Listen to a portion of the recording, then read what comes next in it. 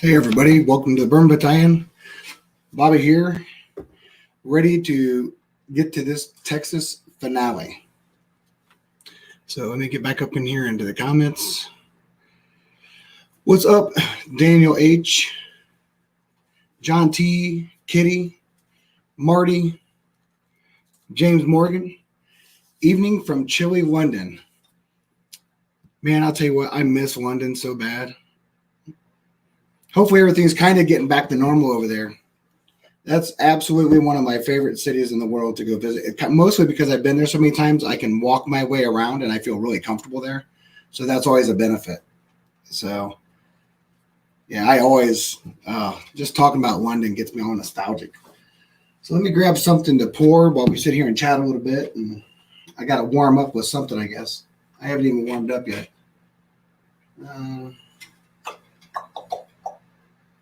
What am I going to warm up with? I don't know. Here, I'll warm up with some Henry McKenna. Just want to splash of something.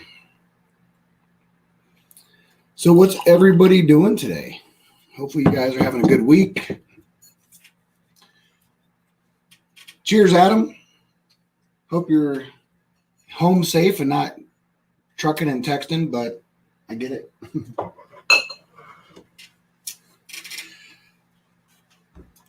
So yeah, it's funny. I wish I could just turn this around, but I can't. I have my bookers wall lined up here of all my bookers that's coming up for the hump. Patreon's going to kind of be in charge of how I lay out that. So overall, that battalion hump, when it comes up, there'll be 12 bookers, and that's including 2 little books. So we'll figure out how we're going to fight that. But once again, when we do that, there'll be 4 segments. I think it's going to be 4 segments. I'll do 3 in each segment. And we'll be doing a lot of raffles. One thing's for sure, right? During each one of the battalion hump segments, we are going to be giving a winner for every $5 entered. You get into the drawing.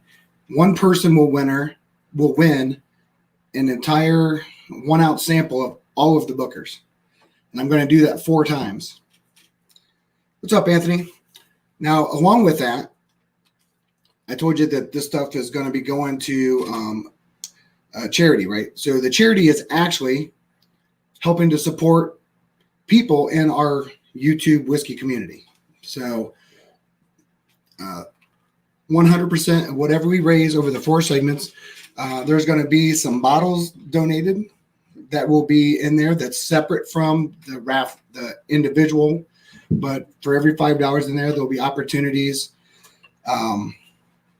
for different stuff as well. There's going to be bottles in there. There's going to be a lot of stuff in there. But it all is going to support someone in our YouTube community. So Rob M, cheers. Anthony, I think I already said Anthony. So just know that's coming up. There's going to be some special stuff in that. I can tell you that for sure. Some bottles for sure. Man, I'll tell you what, Henry McKenna's a hitter. So when like, speaking of that real quick, right? I started going back to stuff recently. What are some of the things that you went back to and you're like, oh my God, this is so good. Why have I not been drinking this? I know for me, there's been a couple I've went back to and I was like, oh my gosh, I've moved past this. I don't even enjoy this anymore. But there's other ones I've come up on and I'm like, wow, that's a hitter. So let me go in here and look at this. Oh yeah, okay. I was like, why am I so dark? And I realized I dimmed my light so it wouldn't be so glaring on me.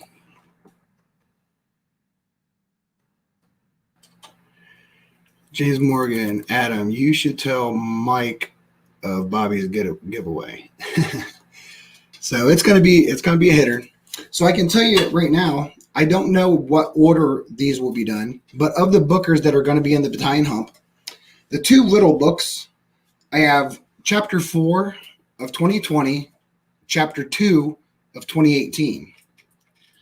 Then the regular bookers are 2016-04, 2018-03, 2018-04, 2019, 01, 02, and 04, 2020, 01, 2, and 3, and 2021, 01.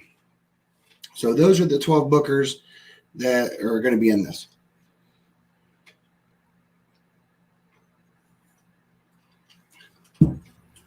So it's going to be a lot of fun. It's going to be epic. That will start on June 2nd.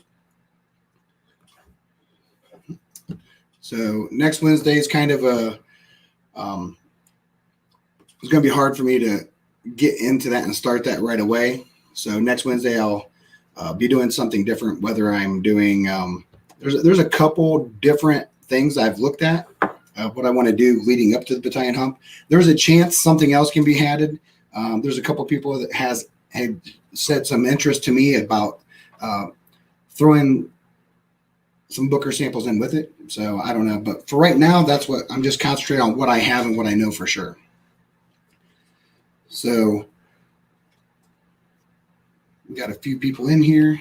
Let me actually turn down my volume of my phone, get on here. I'm going to have to eventually someday buy a different screen so I can have that up over on the other side so I can literally see who's in and who's not, because, you know, you don't see everything. I hate that you don't see everything on this. So, look in here.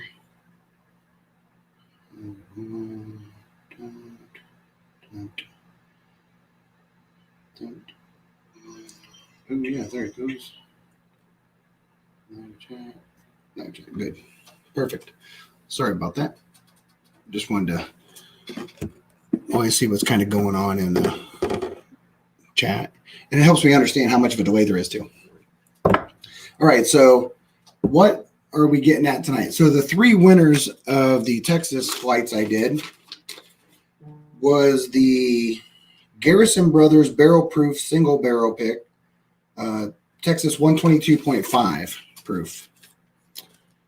The other one is the Iron Root Harbinger EVO number 1 batch 3 at 60.95 ABV, and Balcones Grand Cru at 62%. So 124. So all of them are good. I have a feeling some of them are better than others. I don't know who's going to win.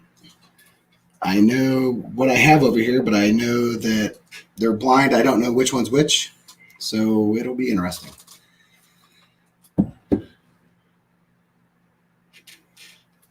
All right. Let me finish this and we'll pour to something else.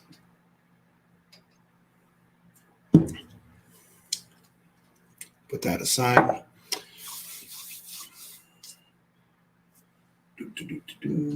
Yep, got everything. All right. So, yeah, about 10 minutes in. See if there's anything else going on. Got a couple people in here. All right. So, what I'm going to do is I'm going to start going through this and figuring out what. I'm not really trying to figure out what's what. I just want to know which one of them is the absolute best that gives me the most complexity, the most profile. You should try that Still Austin bourbon I sent you.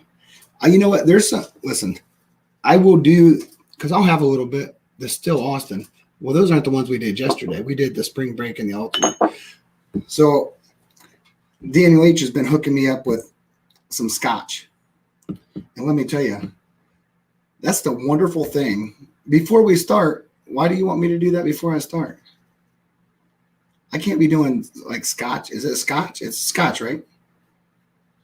You want me to do a scotch before I do this Texas shootout? I mean, don't get me wrong. I know my palate regardless, but that sounds like I'll blow something up.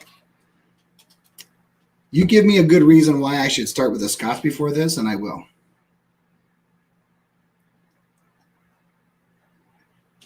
Is it a Texas bourbon? It's a Texas bourbon. Which one is it? You said. All right. It's something Stills, Austin Stills. Let me see where it's at. Daniel said. Still Austin. All right. Let me walk over here real quick and see if I can grab it real quick. I hate walking off screen. It always seems like someone's just trying to. All right. I just brought them all back. I'll find it. Ugh. The Stills Austin, huh?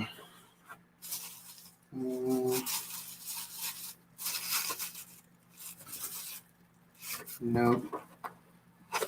Still Austin. The musician, Saint Bourbon, 49.2. That has to be it.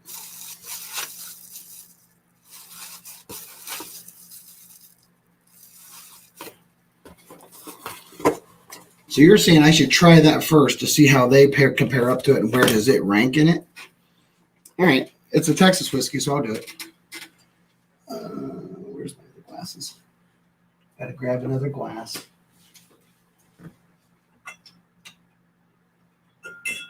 All right. I got another glass. This one, I'm going to know what it is, though, because I'm pouring it.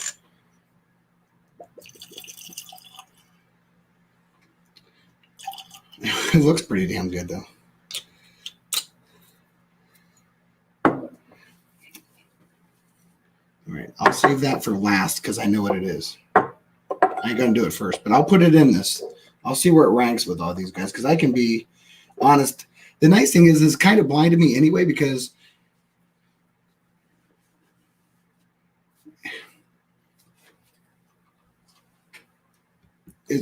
I've never had it. I mean, really, the only Texas whiskey are the ones I've gotten in this flight profile, right? So let's start with A. Let's go to A. So this is A.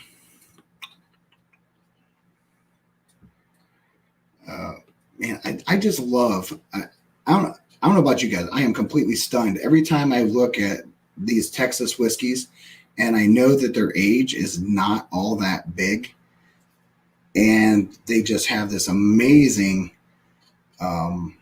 color to them that would make you feel like it's been aged a lot longer than that, right? Viscosity looks good. Now I do not swirl to open it up. I had someone ask me this one time in a text message. They said, "Hey, are you swirling to open it up for nose?" No, not really. I really just try to do it in the beginning because I want to see how the legs run, the viscosity, how it breaks down, to give me an idea of what kind of finish it's going to be. Oh, that smells really familiar. Only because I've been doing this Texas shootout for a while. Man, that smells amazing. So on the nose, this guy has got that. It's got like an over-ripened peach. There's an over-ripened peach note, like super, like, if you've ever had a peach, they smell amazing. They feel like they're tasty, but the texture is just like blah.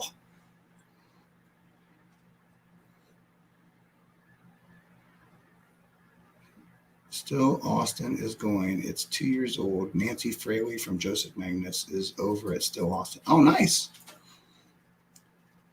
Bobby, how do you get a t-shirt?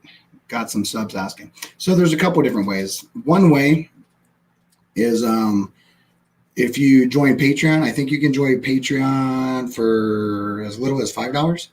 And if you do the $5 a month after I think it's 4 months, you get a shirt sent to you. And then you get all the other Patreon benefits to go along with that tier. I think it's is it platoon sergeant? No, it's a squad leader. I think it's a squad leader. Other than that, you could always just send me a direct email message. I sell them for $20 a shirt. Just let me know your size. But for $5 on Patreon. So I do have Patreon. Patreon scrolling across the bottom. I have different levels. My Patreon is there's a $3 level, a $5, a $10. I think I have 5 totally different levels that come with different merch, different sessions, different individual things that go along with it. Posts, polls. So like this Booker's poll is a Patreon thing. The Patreons are going to be divvying up through a poll to let me know how to go about it. So I take almost all my information through my Patreon for the most part. Man, this thing is just so good. I'm so taken back by it. You know, you can still tell that it's a high proof, but man, it doesn't smell nearly as high as I know it is. Because all these are pretty good proofs. But yeah, there's like this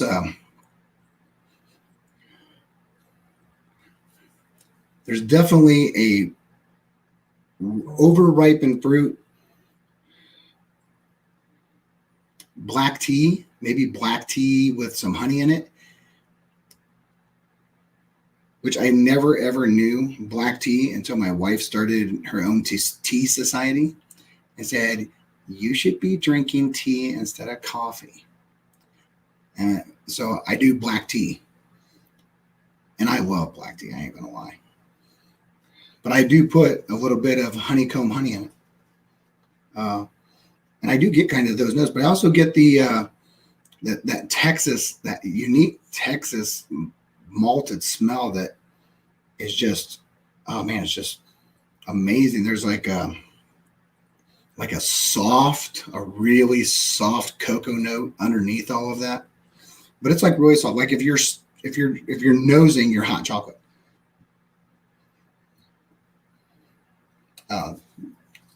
That's amazing. All right, to the palate with this guy.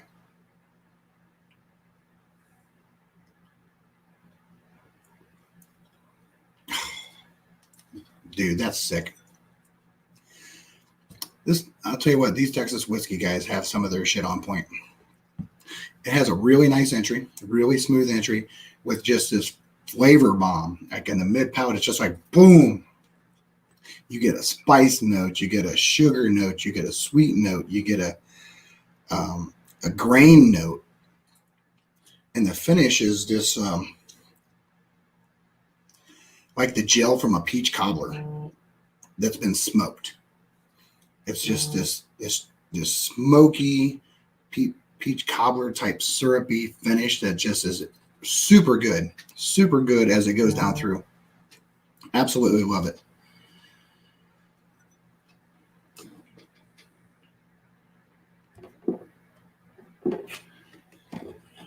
So, see my phone going off. Now I got to get much better at figuring. I got to get different screens up, that's for sure.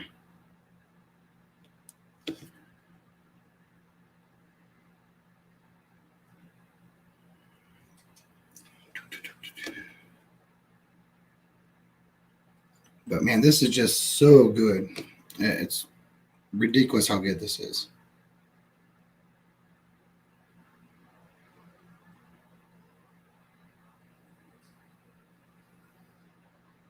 What is that? There's like a...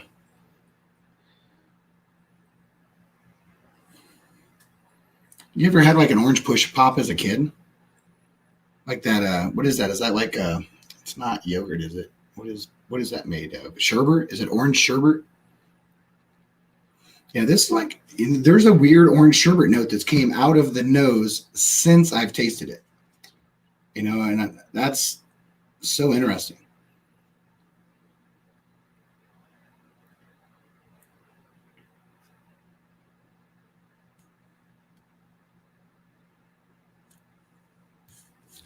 So amazing. This is, I'm pretty sure I know what this one is though. Because I thought all along that this might be the one that could win it all as soon as I had it.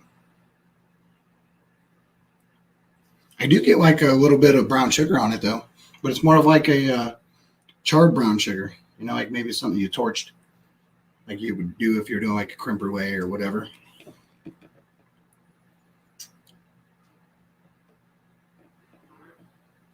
Outstanding, Anthony.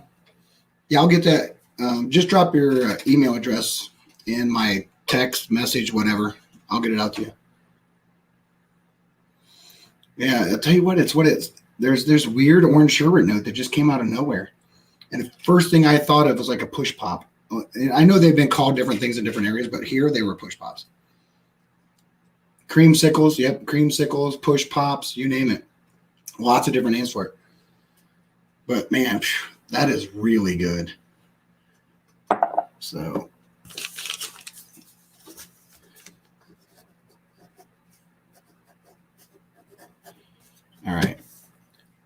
that's A.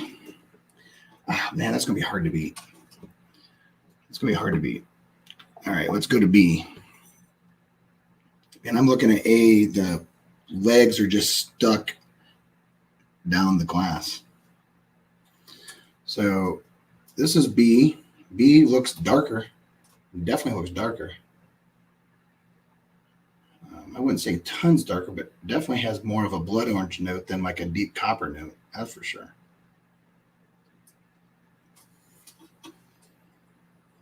Oh, much sweeter. I don't have that big malted, Texas malted or Texas note that seems to be something I've been picking up on lately.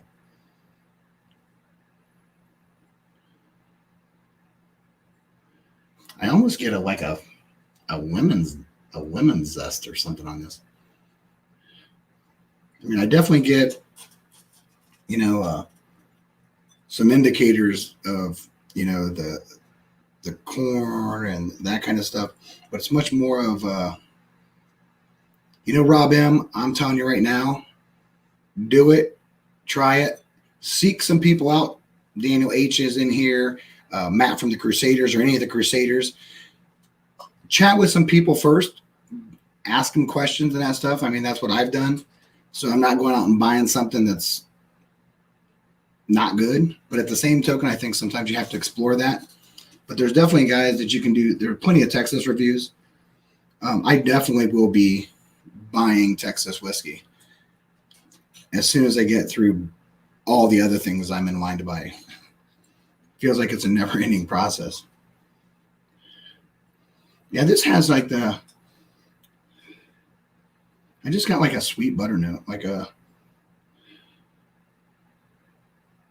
that's maybe like sugar cookie, like a sugar cookie that was like someone put butter on. I don't know.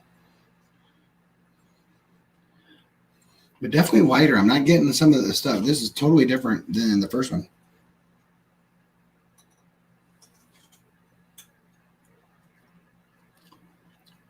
Really easy into the palate.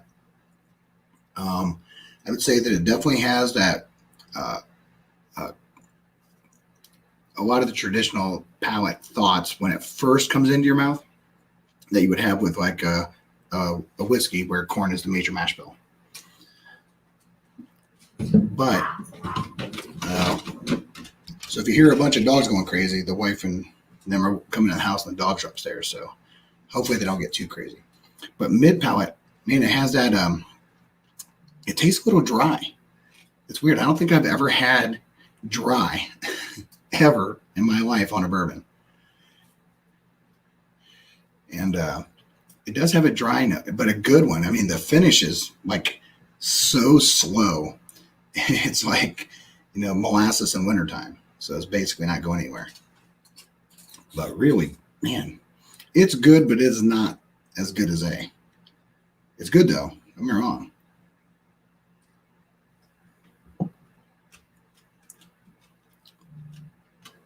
Yeah, that's absolutely delicious, but it isn't a mid-palate expression that's quite as... It's like a 9.9, and the first one is like a 10. There wasn't anything about the very first one I had that was bad. Nothing at all. This one is just... Well,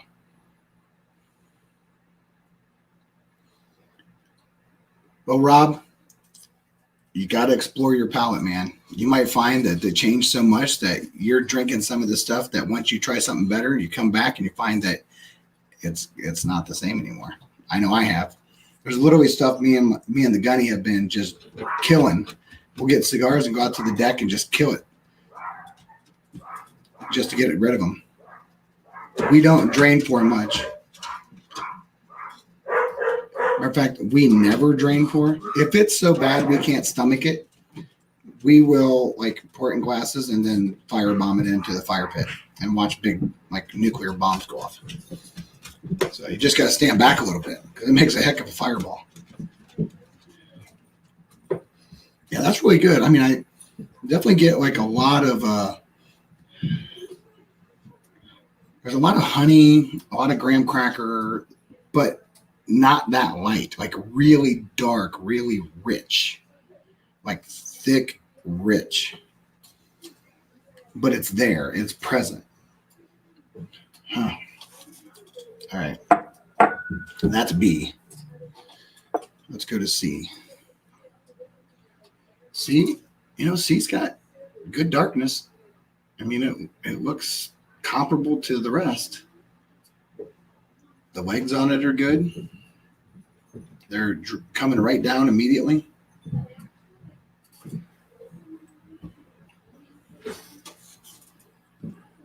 Oh, that's completely different than both of them. This is way more like a corn whiskey. I mean, I know they're all cornish, but this one actually is. What's up, Adriana? Cheers, glad you could jump in. To Mr. Tony Two Toes is in the house. Cheers, you guys. Adriana, did you hear about the battalion hump thing coming up? And if you didn't, you probably should pay attention to the giveaways. Hello? Want this? I do, but not right this. You can just set it right here. Huh? Did I feed the dogs? Not right now. I thought. Did you feed them earlier? Kristen did. Mrs. Battalion was delivering food and then asked me if I fed the dogs. So, Adriana, while I'm thinking about this, I will recap what's going on. So, starting June 2nd for 4 consecutive Wednesdays, I think it'll be consecutive. I'm hoping it's consecutive. Wednesdays, I'll be doing a battalion hump where I'm going through at least 12 different bookers. And each night, you can do a $5, for every $5 you donate, it will put your name into a hat to go in towards a drawing. One person will win, and they will win a 1 ounce pour of every bookers I have. And I will do that for each of the 4 segments. There will also be big bottle giveaways. It's 100% to support our YouTube family. So I know you like bookers, and there's a lot of bookers from 2016, 2018, 2019, 2020, little books. So it's pretty big, but it's all going, 100% of all of it is going to support our YouTube family. So I won't go more in depth than that, but there will be some pretty cool things going on. During the Booker's Hump, I actually will start at 7. I'll do 7 to 9 because it's going to take a while to get through everything. So it's but it all is going to our community. So let's be honest. I'm doing this because I want to go through and do these long haul. The one right after it is right. Save some of your money, Adriana, because the next one after it that's bigger is Knob Creek. Me and the Gunny looked at our Knob Creek collection, and it's way bigger than this. So we're doing Knob Creek, and then after that, we're doing the granddaddy of them all. As far as the biggest one that we could put together, without a doubt, easily, is turkey. Wild turkey is going to be massive. We have every one of the decades. We have every one. We have turkey out the nose. So that's going to be really fun. And so I'll probably do something similar, right? I'll do giveaways with that too. So I want to share it. I'm tired of looking at having these collections that are, I was always really fortunate when I found stuff back before people went nuts and you couldn't find it anymore. Well, you'd find like 2 or 3 of them. So I'd always go buy 2, and then I would drink it, and then I'd save one. And once I couldn't find any more, I just started saving the ones I hadn't touched. So it was a bummer that actually from 2016 all the way up to 2021, I had them all at one time. I just drank a bunch in the middle. So I didn't have those to replace, and I couldn't find them for a price that I'd be willing to pay. Run it over. That is some seriously good food. Just don't destroy it too bad. Get out and wrestle it to the ground. So this one, I'm glad that I'm glad I chatted a little bit after the first nose. Because the first nose, I was like, man, this is like really corny.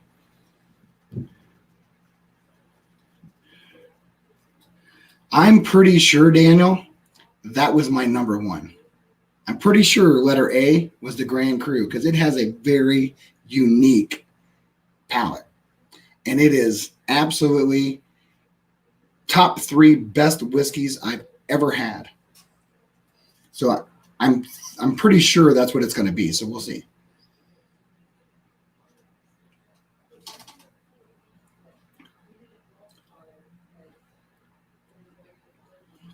Man, and these are, I'll tell you what, guys, these are so good. These are all so good, but different. Like this one's really grainy. It's nice and it's nice.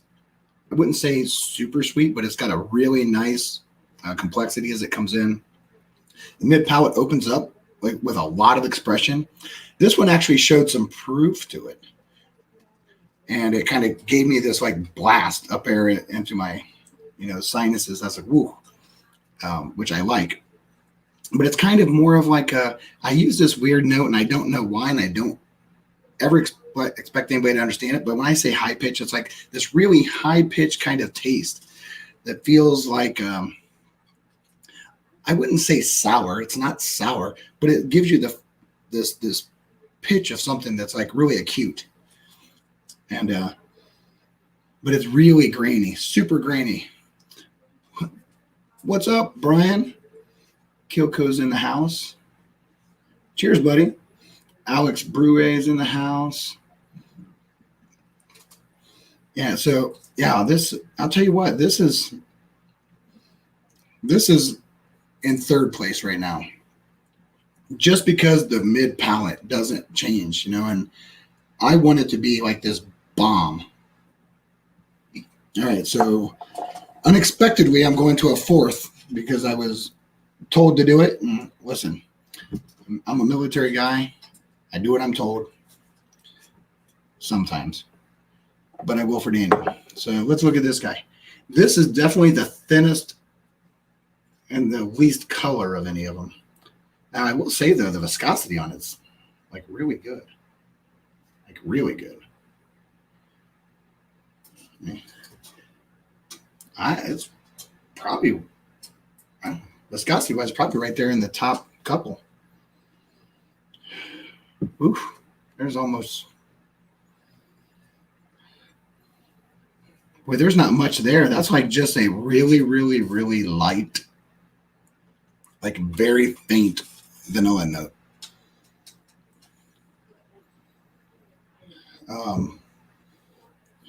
Man, I almost don't pick up. There's so much flavor in the other ones. I'm not really picking up tons on this guy.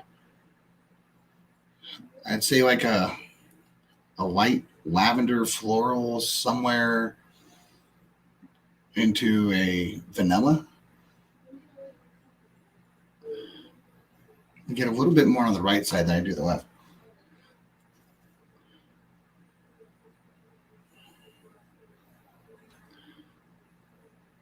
Yeah, it's super light. Whatever this, well, we know this is the Still Austin, right? Because this is the one sitting here. It's called the Musician. I don't know why I have a hard time saying that. Musician. Oh, well.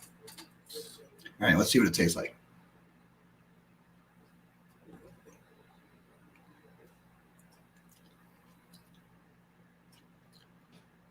It didn't taste like anything.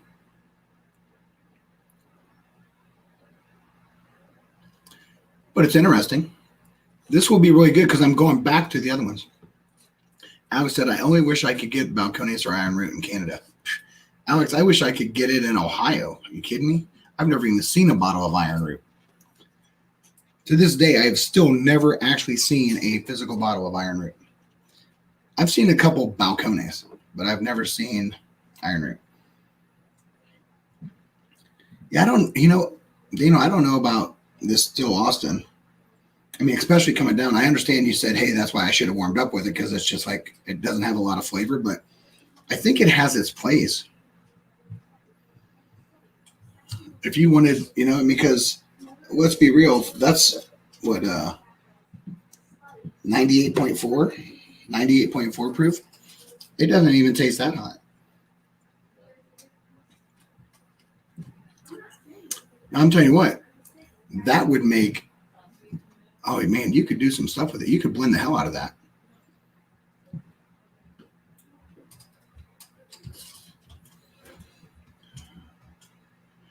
What's up, Mike? No, you're not feeling.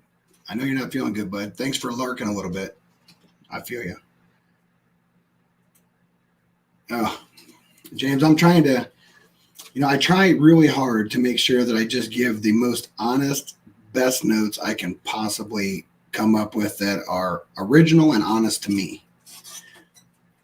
Now, sometimes notes cross boundaries, go across different things, and you're always subjected to thoughts. I can tell you for a fact there was never a day in my entire life I ever tasted grapes on Eagle Rare until someone said grapes.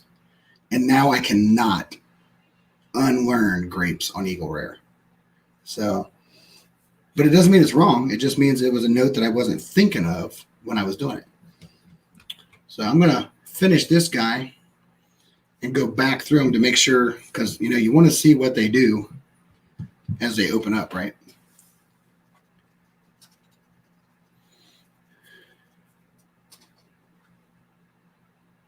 Yeah. So, yeah, Adriana is going to wrench tonight. So yeah, I will be back on with Adam later for Livewire because Mike's not feeling good. So at 11 o'clock Eastern time, which is 9 Mountain time, 8 o'clock Pacific, I will jump back on. Yeah, there ain't nothing worse than feeling like crap.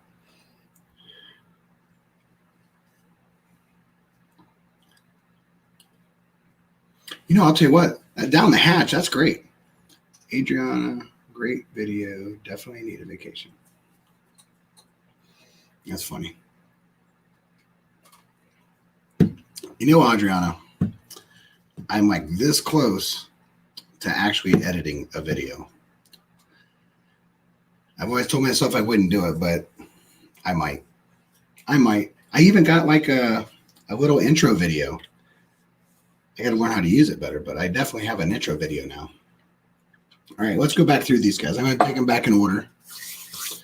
Finish up with what I got. This was it still has legs just lingering. I wish you could see the legs. I don't even know if there's a way. I don't think there's any way I can do it, but they are just like they look like there's a whole row of pitchforks just straight down. Oh man, it's just so good. That's my problem, Adriana. I think that I will run into that, right? I'll get into it because I kind of do, a bunch of stuff for work, right? So I do Camtasia and Captivate projects. I actually go through and develop our e-learning. I don't develop it all. I do parts of it. I do e-learning and stuff like that for people that need instructional videos on stuff. So I know how to do that in Captivate and all that kind of stuff. I do Captivate, Camtasia, and when I get in and do it, you spend forever in it because you want to make it perfect and do this and this. I'm afraid that if I get in and start doing this editing, it'll just be a whole different beast. Because I'll be like, oh, I can do this. Oh, I can do this and do this. And then I'll be like, there'll be like 5 minutes of me actually talking about what I love and then like 12 minutes of like editing. So now granted, I'm just joking. I'd never do that. I mean, this A is so good. Well, thanks, Adriana, for jumping in. I'm sure I'll see you on Livewire tonight, or at least in the wrench. So this is A is like this crazy black tea and burnt butter and brown sugar mixed together that's been overcooked in a cast iron skillet. Where it's not torched like creme brulee, but it's like this amazing, just, oh my God, it is so good on the nose. I could literally nose this for a solid hour. And Daniel H. can confirm this because he was giving me grief about spending so much time nosing that he was already done drinking and I was still nosing. Hey, Adriana, I will tell you something that's really interesting. Mrs. Battalion has agreed to come in once a month and start learning bourbon.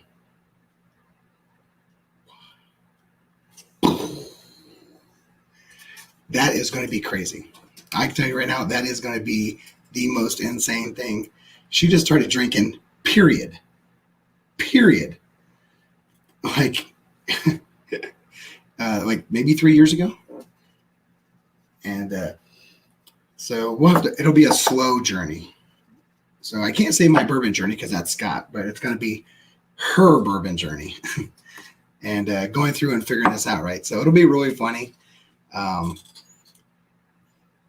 So we'll start with mixed drinks, and we'll start with some of that kind of stuff. And she's intrigued at the same time. She's like, it'll be fun. She's a teacher, so she has the summer off. And I was like, hey, you got to get in here and do this. It'll be fun. And she's like, well, you got to, learn how to crochet or something. I was like, that cuts into my bourbon time, but if I have to, I have to. Adriana made it to Jamaica and Cancun, but not Puerto Rico yet. Oh, that's where they've been. Puerto Rico is really nice. I had a good time in Puerto Rico. I haven't been to Jamaica or Cancun, mostly because most of my trips were always work related. So A is an absolute bomb.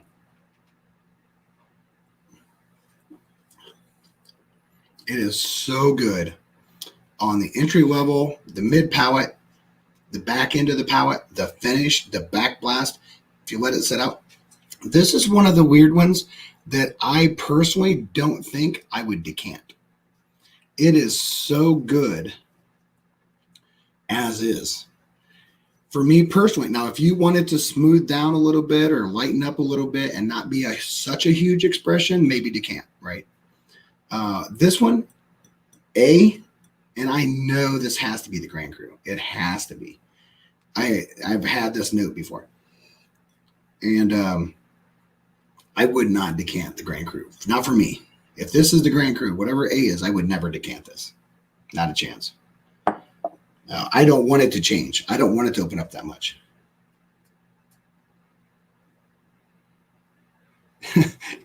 Kitty, you're probably right. I don't know that I would ever go for making a sweater, though. I'd probably try to make some big Marine Corps blanket or something to put down here in the bar. Maybe if I did a bourbon, I could crochet bourbon blankets. That's what I could do. Crochet bourbon blankets. Or people's logos, right? You can change the yarn and crochet yarn and make different logos. And there's so many things. Way to go, Kitty. Now you got me thinking about freaking crocheting. That's borderline unsat. Man, that is just, so I'm on B right now. Revisiting B. And, man, is it just really sweet? It's just a sweet. It's like a different sweet, though. It's really melted caramel.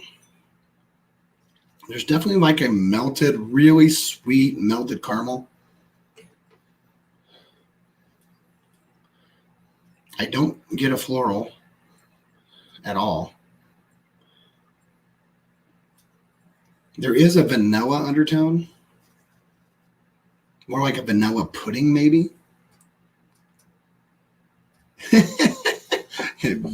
Peach blanket bingo. Oh my gosh. When things get back to normal. Let's say, what did Dana say? Bottle A sits in the back. If it's Grand Cru, it's the back of the cabinet behind the closed door. LO. Very hard. Yeah, you know what? If I had that, it would be very select company that would come out for.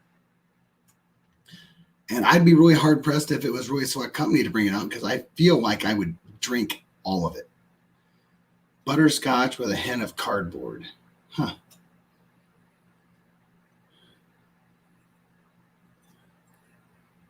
I could maybe say like a butterscotch candy, a hard candy. I'm still more on like a caramel vanilla, somewhere with a caramel. Maybe like if it was a coffee minus the coffee, it would be a caramel macchiato. Just take out the beans.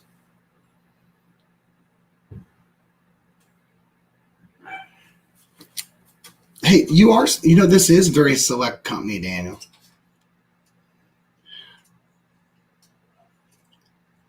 But having said that, that is delicious. I would still put this like way up there of some of the best stuff I've ever had. Just because it's getting very, and I can't tell you how much I think it's really important. Per battalion banana hammocks. Easy to crochet. Alex, that's some funny shit. If so, I would have to send it to the Schlonger Lord, Mr. Sir Lord Shane Long would definitely get one. And he would sport it at his pool, I'm sure. So let's go back to C. Oh, it's just grain. It's such a grainy note. This has got like, this has to have a significant amount of rye in it. I mean, I just get such a grain note. And it's very predominant rye to me.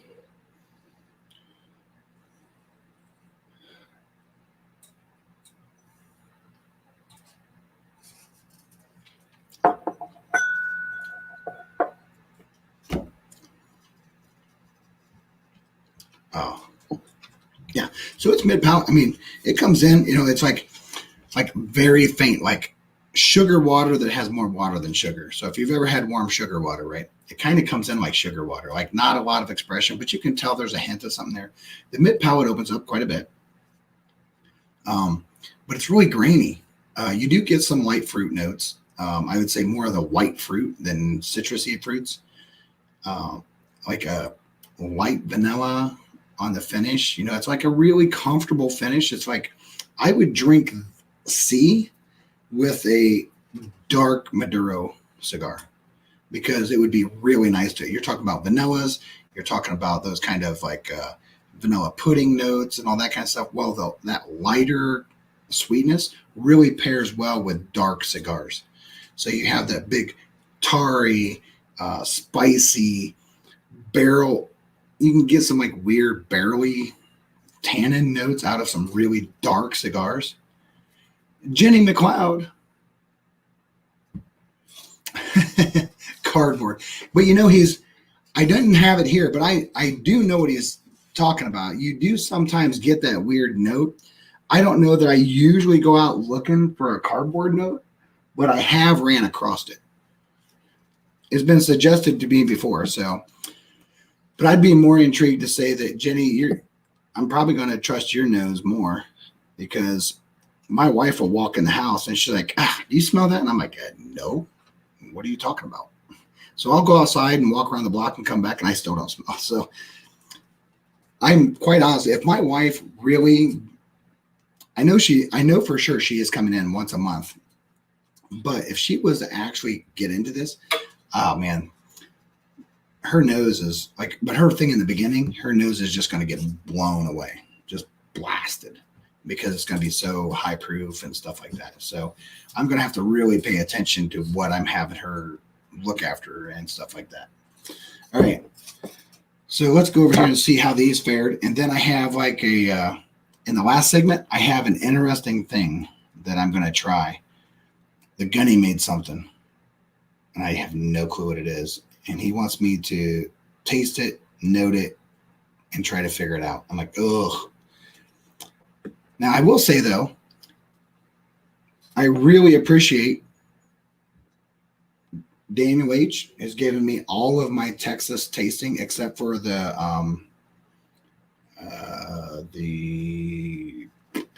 Garrison Brothers. So all of my Balcones and all my Iron Root came from Daniel H. One of the Garrison Brothers that's in the championship fight came from Dusty Dan. The other ones of the Garrison Brothers were my personal stash. So I had stuff here. I just never had opened it. I mean, it was pretty bottle and set in the back, but I had so many other bourbons to look at. I don't know why I ever got on there. So, but like, so this is what you get from so this is a typical sample. This is what I get from Daniel. This is what I get from the Gunny.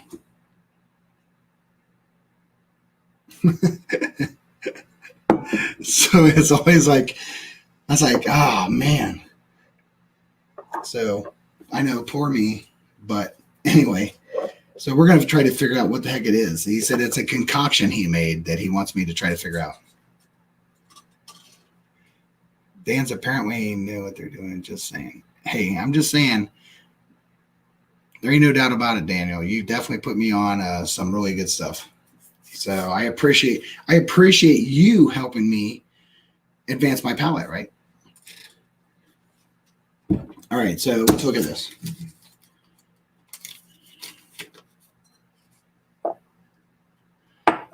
So in last place was the one that he told me to taste at the end was Stills Austin, right? This is Stills Austin, the musician, Saint or ST, I don't know, musician state, I don't know, bourbon 49.2.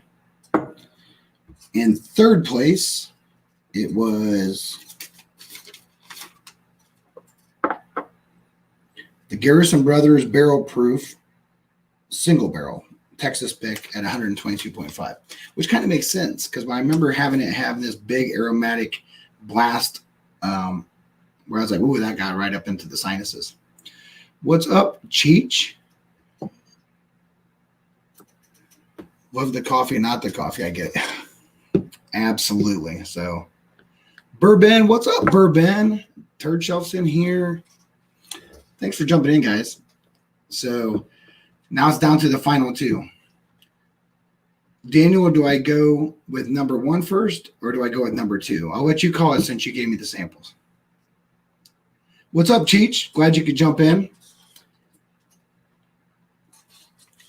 I'm either going to go with who won or who's second based on what Daniel H tells me to do, because he sent me the samples. There was just enough in there to taste that, and I'm not like wasting it. Go with number 1. All right, number 1 was this guy. Number 1 is the Balcones Grand Cru.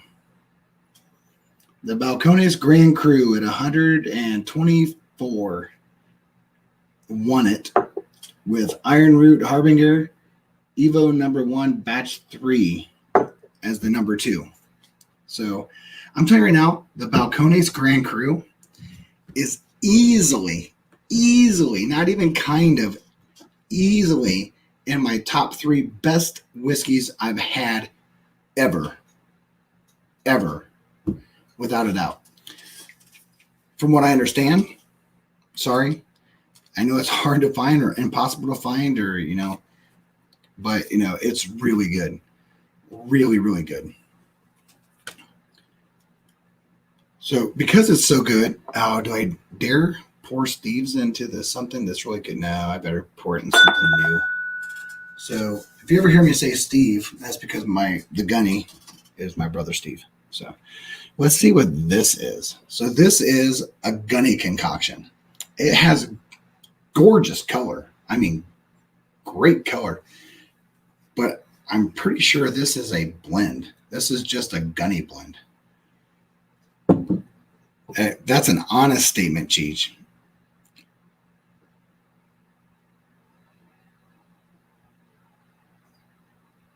I have the cash strength version. So Daniel, how is the 55% Grand Cru? Is it still good?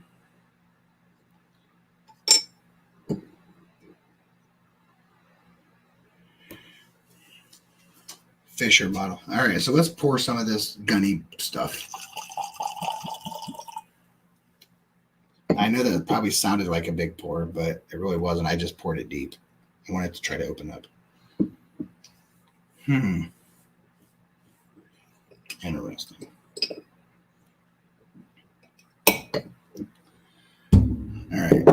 So let's look at this. The color's nice once you get out of the bottle. I mean, it's not nearly as dark as like the Grand Cru or the Iron Root. But it's nice. Viscosity on it is crazy good. Very rarely do you have something that you pour right in your glass and give a ring and it starts dropping like in nice legs right away. And I kind of try to look for, how thick is the leg? How slow is it traveling? Does it make like a really narrow, short path that goes straight down and fast? Or is it like a slow dripping thing? And this is slow dripping. It's like crying syrup. Oh, whew. That is mapley. Man, that is so maple.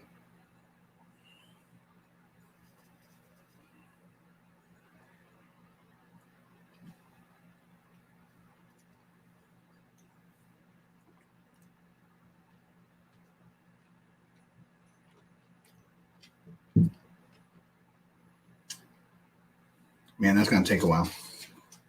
That is so dangerous. It is ridiculously dangerous.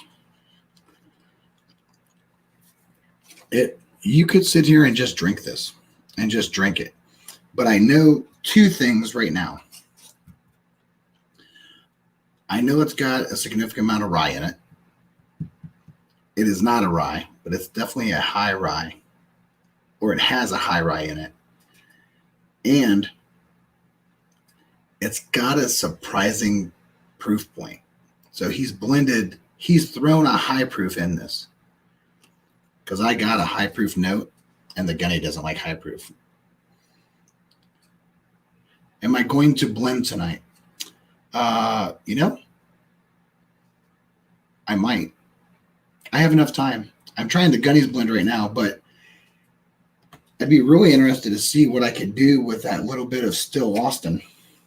It's a blendable drink.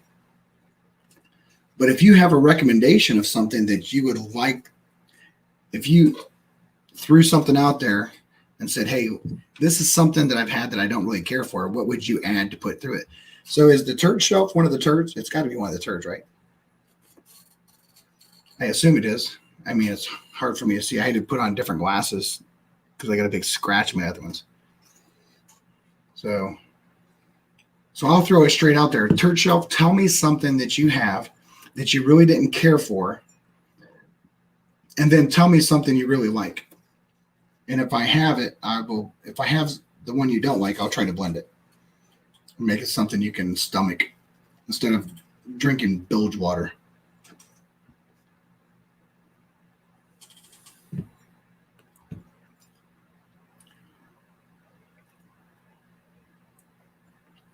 Man, there is a predominant. If I could guess off the top of my head, I think I can tell you two things that are in this. And I don't know how many things he did, but I know two for sure. Well, I think for sure. I know that one of them is Buffalo Trace. And I'm trying to figure out which Buffalo Trace.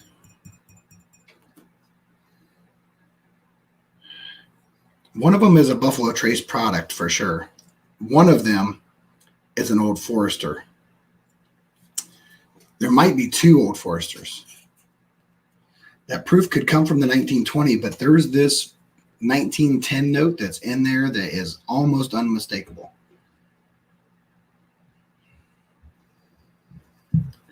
Or at least a double oak. There's definitely a double oak in there, but 1910 is so much more like a dessert bourbon. Have you ever blended any of the Elijah Craig barrel proofs with each other? I've done the B520, C920, 50-50 blend. I have. I did the A118, and what was the last one I did? It was a C something. It might have been that C920. I blended them, but I didn't do it 50-50. I think I blended it 2-1. And of the two, it would have probably been the A was the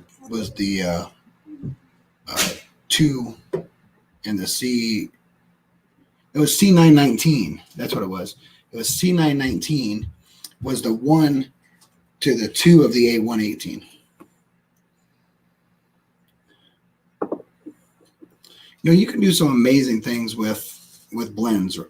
And I will go back to Wednesday. Don't get me wrong. I want to always change it up a little bit. I know that's one of the things that I get asked a lot. Am I going to do it? I think sometimes, I had a conversation with someone the other night. It's sometimes really hard for people to understand why or what I'm doing with it. Iron Root wins it for you, and Grand Cru is right behind it, though. Yeah, that's okay. That's your nose and your palate. You're wrong, but I guess you're right for you. C920 and Maker's Mark. I'm telling you right now, that's the thing, right? There's so many different things you could do. You just have to figure out what it is that you like about it. What is it that's missing? What do you know that you have that could fill that? And figure out what of the 2 or 3 or whatever it is, what's the base? What is it that you want to be the base? So you give some of that and then more. So, yeah, Daniel, whatever. Now, don't get me wrong. The Iron Root was right there. Like I said, it was 9.9 versus a 10. Balcones to me was just a 10 on the mid palate. I just couldn't get past how good it was. So I know that somewhere along the lines, maybe I can do it next Wednesday because I have a weird gap next Wednesday. Maybe I can do it next Wednesday. Yep, that's what I'll do. Next Wednesday, I can do that. I will do Poor Man Pappy's. Me and the Gunny have multiple Poor Man Pappy recipes. We will do Poor Man Pappy's. And, yeah. We'll do them and we'll tell you the recipes. I'll blind them, pick them, and then tell you the recipes. So we have, I think 4.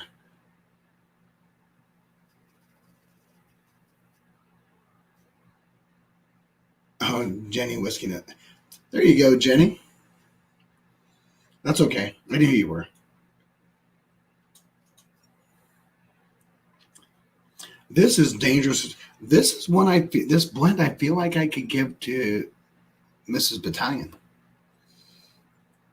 It is just the most easy flowing, velvety smooth, just drinker. I could drink this with cigars until I had no idea that my legs stopped functioning. That depends. My plan is so what I'm saying is Bourbon says, won't you be on the road already? So next Wednesday, I'm actually going down to South Carolina, but I'm scheduled to get there Thursday. So when I leave, it's 8.5 hours. So when I need to get there and when I leave is just really depends.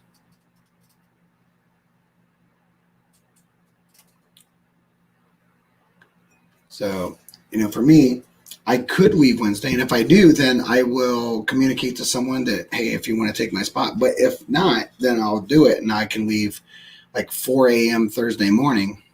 If I leave at 4 o'clock, 4 plus 9 is 13. That puts me there at 1 o'clock.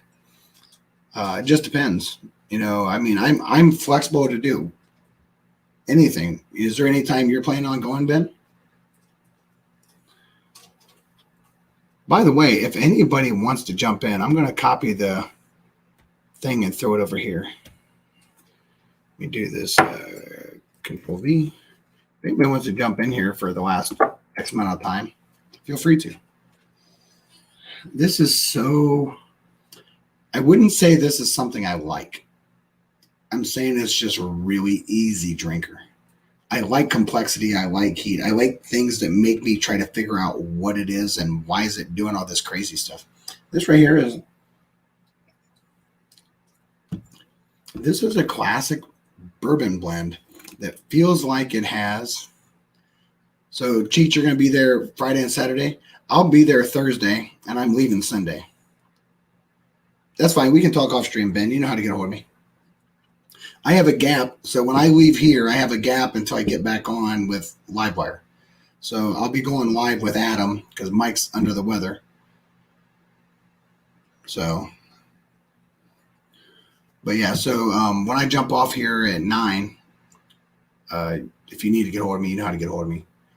And for anybody out there that's sitting there, because I know people are asking, how do I get the merch and all that stuff? So this is the first phase shirt. Patreon shirts got the first phase. They're also getting a second phase that is actually going to have. So I wanted this to be forward facing to begin with. What it will be up here on the left will be their tier level emblem. So in the military, there's a actual designation marker for a fire team leader, a squad leader, a platoon sergeant, all those different things, right? So my goal, so I have these, I'm having more of these made, but I have about 3 more different types being made. And then, there's so much going on. So I know I have merch, I know I have glasses, I know I have coins, I know I have a lot of stuff coming. It's just not finished yet. So it'll be a little bit. But when it is all set up and all that stuff, and I get everything completed and all that stuff, you guys will all find the links to everything. And what I'll do is I'm going to have my my own website where you can just go and purchase merch right off the website. So it's in the works. I hope to have it up by July, but it's a lot of work.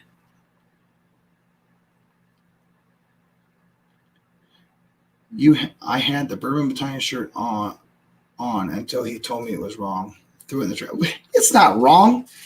It's the first iteration, Daniel. You threw something in the trash. You're going to make me drive down there to Louisiana during monsoon season and freaking go kick your dog. That's what's going to happen. I'll kick it really light, though, because I like your dogs. But you'll run, and then I'll trip you. So I'll just come down there when you're at work, and I'll try to figure out where the Grand Crew is and swipe it. All right, so the Gunny's blend, I'm going to say that there is Old Forester 1910 and a Buffalo Trace product. It's not Eagle Rare. There could be a Weller or a Buffalo Trace. It might be a Weller Special. I'll bet it's a Weller Special Reserve. He's done some sneaky stuff. I'll have to revisit that. So what I got 20 minutes. I didn't see anybody telling me that they had anything in particular that they wanted me to blend. But I will, because I'm really intrigued to figure out what a little bit, and I mean a little bit because I ain't going to ruin it, but I'm going to blend 3 of the 4 Texas whiskeys I had tonight. I can't do the Garrison Brothers I had because it's gone. But I am going to blend the others.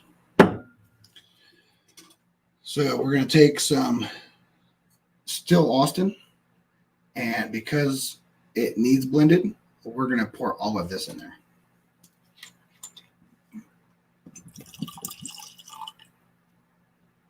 Perfect.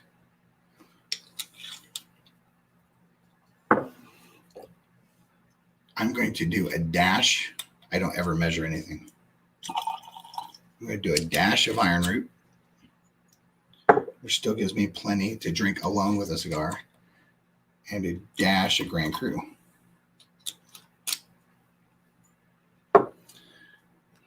Look at that. That is amazing. So let's see what it did. So each one of these had individual things, right? You know what, Daniel? I know you're not in Louisiana, but you are when you're out doing weird things. So trust me, I know exactly where I sent stuff. You don't have to worry about it.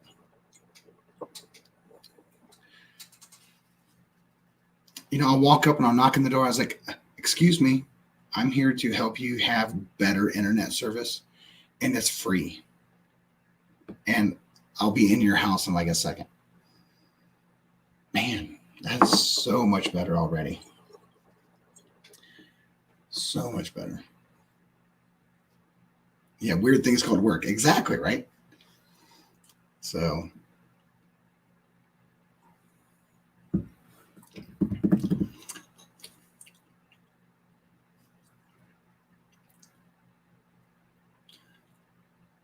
I do get a little hint of a little bit of things, but because there's so much of the Austin, I feel like it really kicked it down. The proof isn't hurting. I mean, the proof is still like, in the like 110 range, I guess. It's definitely not a high proof, but flavor is way better than it was on its own. But I was looking for kind of like a blend of the Grand Cru Iron Root. I get it a little bit on the nose,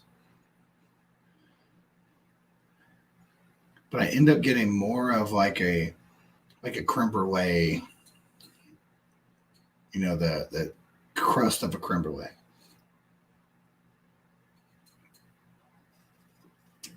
That's missing something.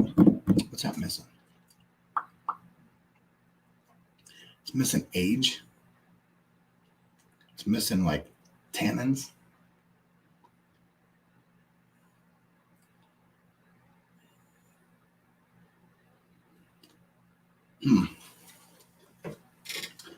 What am I going to add to that? I got to add something to it. It's missing something.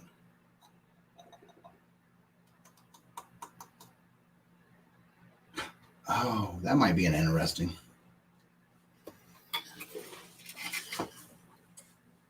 Where are you at? I know you're down here.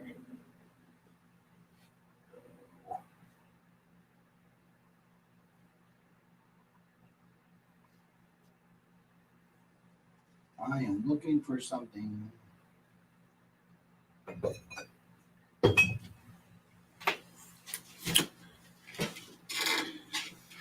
So, yes.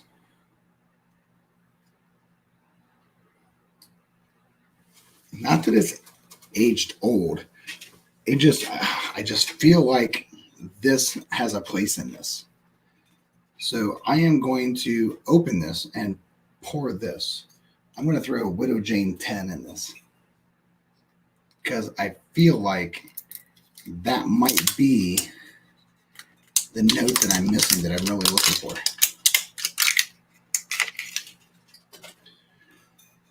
So, oh, that was a good pop. Holy crud. So let's do a dash of, see what Widow Jane 10 does to it. Yes, I just cracked a Widow Jane 10 and poured it in a blend. I pour lots of things in blends.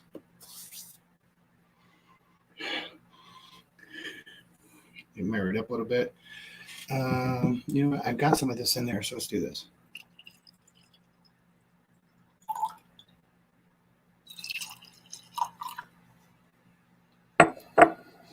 Oh, yeah. Man, that changed a lot. Wow, that really changed. Really changed a lot.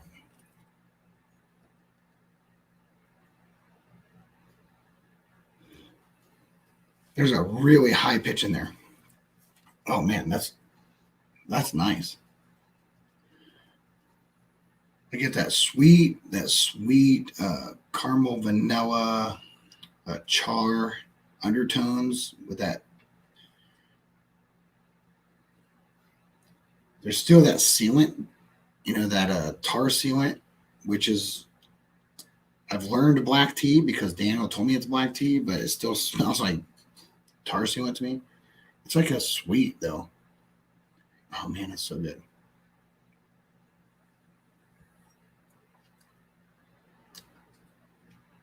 That's pretty darn good. That did add what I was missing. So, and the legs on this, oh my gosh. It is just straight Like, oh God, I wish there was a way to show legs in the glass better. There's got to be some way.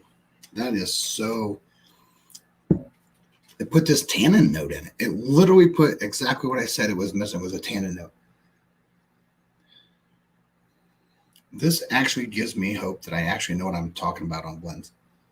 I knew what it was missing, and I bombed this one. That's exactly what it is.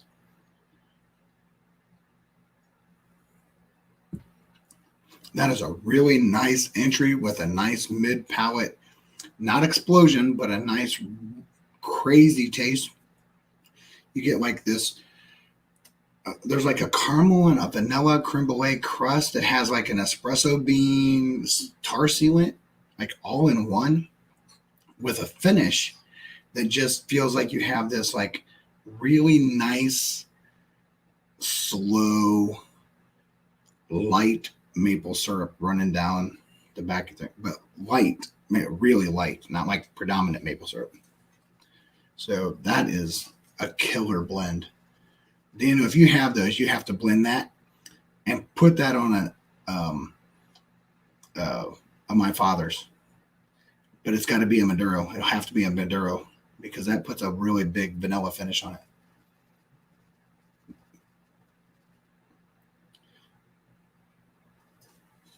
it. What's up, Young Pei? Young Pei Cheng? James Morgan. When I can get here, can get here in the UK. Can you give us tasting notes on Widow Jane 10? Oh yeah, I can do a Widow Jane 10 review. Do you want me to do it as a live or do you want me to do it just as a review? I have so many reviews to do, it's not even funny. I think the last time I looked, I have 13. So what I did is I took the rest of the Still Austin with a splash of Iron Root, the Evo 1 Batch 3, a splash of the Balcones Grand Cru, and I felt like it was missing a tanning. I swear, someone's going to say, you said tannings. What's up, Trev? You nasty, wonderful, freaking United States veteran that I love, but nasty Army puke. I love you to death, though. So glad you jumped in, bud. So we went through a Texas flight earlier. The Balcones Grand Cru 1, it just destroyed stuff. It was like a claymore. It was just nasty, like nasty.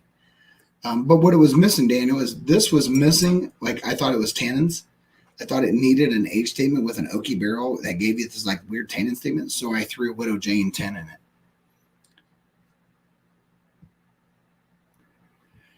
Yes, he is one great mofo, but he's also my arch nemesis.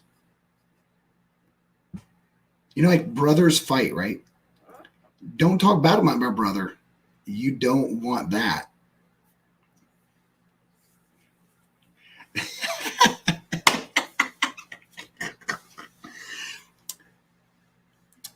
I get you, Trev. Dude, there ain't no better compliment than Trev saying he'd let me eat his crayons. You know what? I would let you watch and be a security detail as I did it, because that's what the Army does. You're a security detail when we've already done all the stuff. So thanks, dude. I appreciate that. I'd be happy to eat your blue crayon that you really like. I won't eat your pink crayon, though. That's your favorite. I know it is. But we put this Widow Jane in it, and man, it threw this tannin note in here. It threw this like crazy barrel-y note. And man, did it make it really a nice drinker. I can tell you right now, there's going to be a future Battalion Wrench. And the future Battalion Wrench episode, besides the flights and all that stuff where we fight down the road, because I know you're busy, I'm busy, there will be a day that I'm going to do a whiskey cigar pairing with the wrench, and we just can't let Mrs. Wrench know.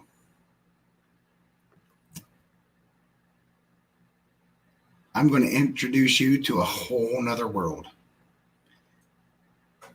Kind of like, the difference between Marine Corps and Army. Totally different worlds. We're both the absolute best at what we do, We just don't do the same thing, Trev. Just don't do the same thing. Biggin says, no, we need to get Biggin to talk to Bieber. I have a cat named Bieber. It's a one-eyed black cat that was rescued by my daughter when it got attacked by a hawk. And she acts like a kitten. And she is the oldest animal in the house. Oh my God.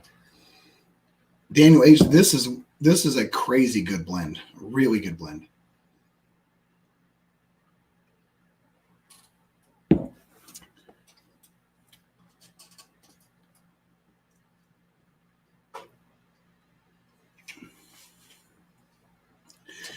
Young Pei Chang is a gosh dang legend. He's a mother humping legend. Trev says Young Pei Chang is the dude. You know, and that's what's great about the community, right? You get this opportunity. You have all these different people that everybody has different experiences, different specialties. Yeah, that's coming up soon. I know I got a message from Hendo too. But you know, the thing that I find so interesting about the community, you have a lot of people that have a lot of skills and is very diverse. Some people are really good being on the channel talking, right? I could talk paint off a wall by myself all day long. Anybody that knows me knows I can do that. So it's always it's really a challenge, right? Because you're so excited. I love what I do. It's really one of those times like I have to tell myself, like, don't say anything. Just sit and drink. And then someone's like, hey, what are you doing? Why are you so quiet? And I'm like, because I usually am not quiet. DC's in the house. I ate a red granite kindergarten for a pack of Tootsie Rolls. True story. You know what, DC? You know what? That makes you an honorary jarhead. You know what? I will send you an EGA just for that. You know what we know for sure? There ain't no chance Trev's going to get an EGA for me. He's out of his mind. That Marine Corps recruiter was just too pushy. He had to go to the nice guy that told him he's going to get lollipops and rainbows. So, hey, listen, I ate a minnow because someone dared me that I wouldn't, and I didn't get anything for it.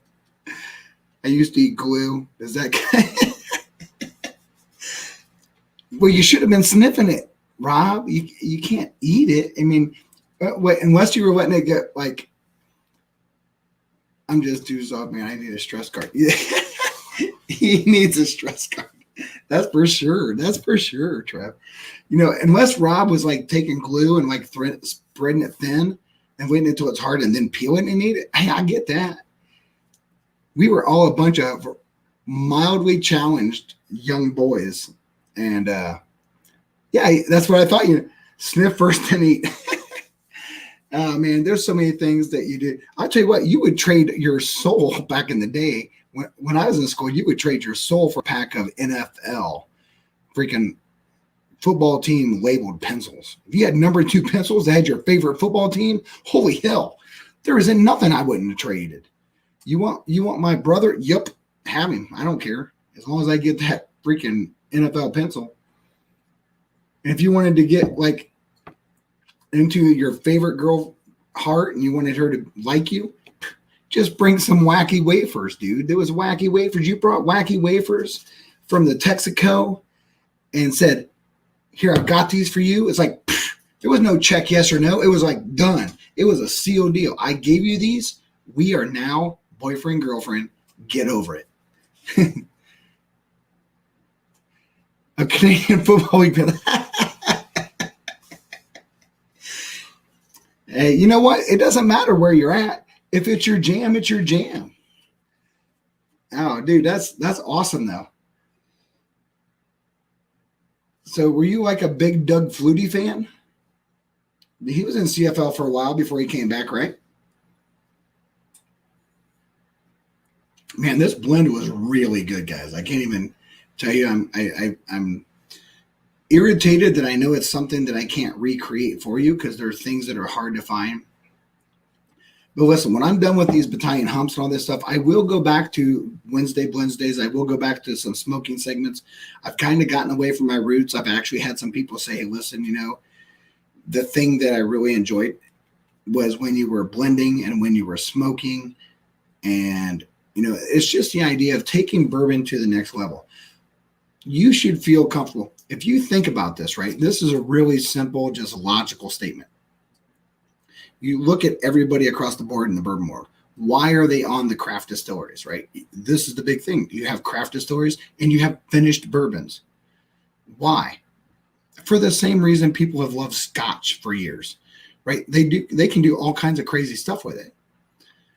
Now the bourbon world has gotten a little loose. They've like loosened up. You can say you have a bourbon and do a lot of shit after it's been a bourbon. It doesn't make it not a bourbon. It just means that after it was a bourbon, you've done a bunch of stuff to it. So you're finding like there's all this complexity going to this. So why would you not do that on your own? You're perfectly within your right to do that. You should challenge yourself to do that. Smoking can change stuff amazingly. Ask Daniel. Ask Dusty Dan. Ask Matt from the Whiskey Crusaders and Will from the Crusaders and Jason C. All these people I have sent stuff that was smoked to change the complexity, to change the profile, change everything. I did not add anything other than smoke. You can do so much stuff. Blending a bourbon is nothing more than taking the thing that you like, it's missing, adding it to it. So I will get back to it and I will spend some more time on it. I will probably get into, I know on my Patreon, my plan a few months down the road is I'm actually going to do Patreon smoking sessions where I'm going to spend time with my Patreon and actually spend time with them, showing them how to go about picking smokes. Why are these different chips significant and how do they have an impact on their flavor profile, right? And that's what you're looking for, right? So Daniel H actually got to do part of the Dusty Dan. So I sent something to Dusty Dan. He asked me to make him an Old Forester 1920 ready to drink with barbecue, right? So let's be real. Most of us we don't drink bourbon with our meal, right? Bourbon is something we either drink on our own with a cigar, before, after, somewhere in the middle, but usually with a meal, probably not so much. So he asked me to blend something. And I blended it to pair with bourbon. Now, on its own, the only thing it was missing was, barbecue. But Daniel H., he just said it in the thing. Dusty Dan sent me a thing. He said, dude, if you bottle that, I will buy it. I'm going to spend some time with my Patreon and tell them how to do that. And then down the road, I'm going to actually do some information about smokes and what does the different smoke of the different wood do. And it matters whether you're using chips or whether you're using logs. So I just looked down here. I know it's 9:00 for you guys. The Mashing Drums on. I will probably jump over. I'll stay on like maybe 5 to 10 more minutes. But reality was I was planning on jumping off at 9 because I'm jumping back on at 11 on Livewire to help host with Adam. So, just challenge your palate, challenge those things. Do not get, I tried it with the barbecue sauce that I made, basically tasted the sauce, then followed it with the whiskey. Such a great pairing. Thanks, Daniel. But that's what I was shooting for, right? It's just the idea of understanding that you can take something and make it something that you like, right? Cheers, Mike, man. Dude, I hope you feel better, man. There ain't nothing I hate on this entire planet than feeling like trash. So, see you later on Livewire. Cheers, James. I see a bunch of people jumping off. I get it. I wasn't planning on going much longer than this because I knew what I was doing later. So let me jump on here and see how many people are actually still on YouTube live here. There's still, according to this, there's still 12. So I'll hang around till like 9:05, 9:10. So if this is accurate, I'll stick around for a little bit. for the people that are in here and hanging around and working.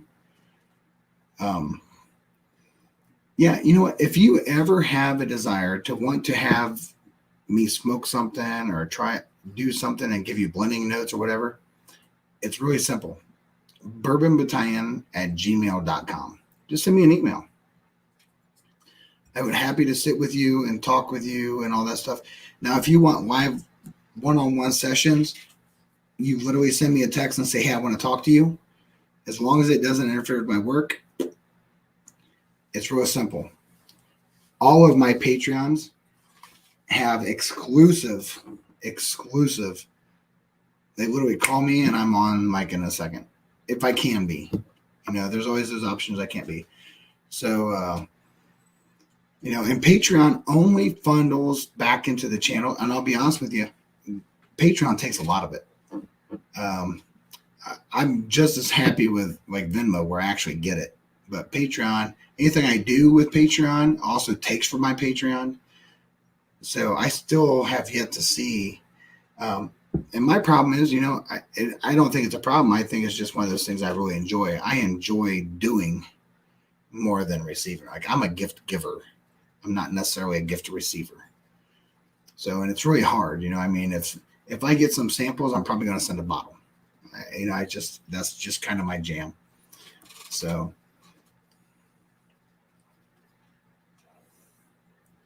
but I'll tell you right now, that was really good. That was really good. So I'm going to do something since I have it cracked here. I'm going to pour up some Widow Jane just because I haven't had this. So I was really surprised, Daniel. I flat out pulled this out. I haven't had Widow Jane in probably maybe a year. And it wasn't mine. This was an unopened bottle I just got not too long ago. And I kicked myself because I had an opportunity to get a older, really, really good Widow Jane for a really nice price. And I passed.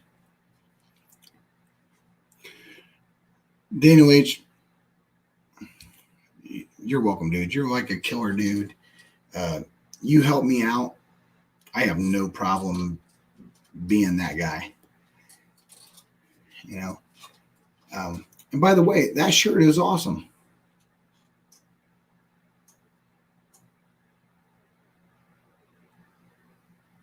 Oh, really? Really? My Russell's Reserve store pick is gone. It's gone.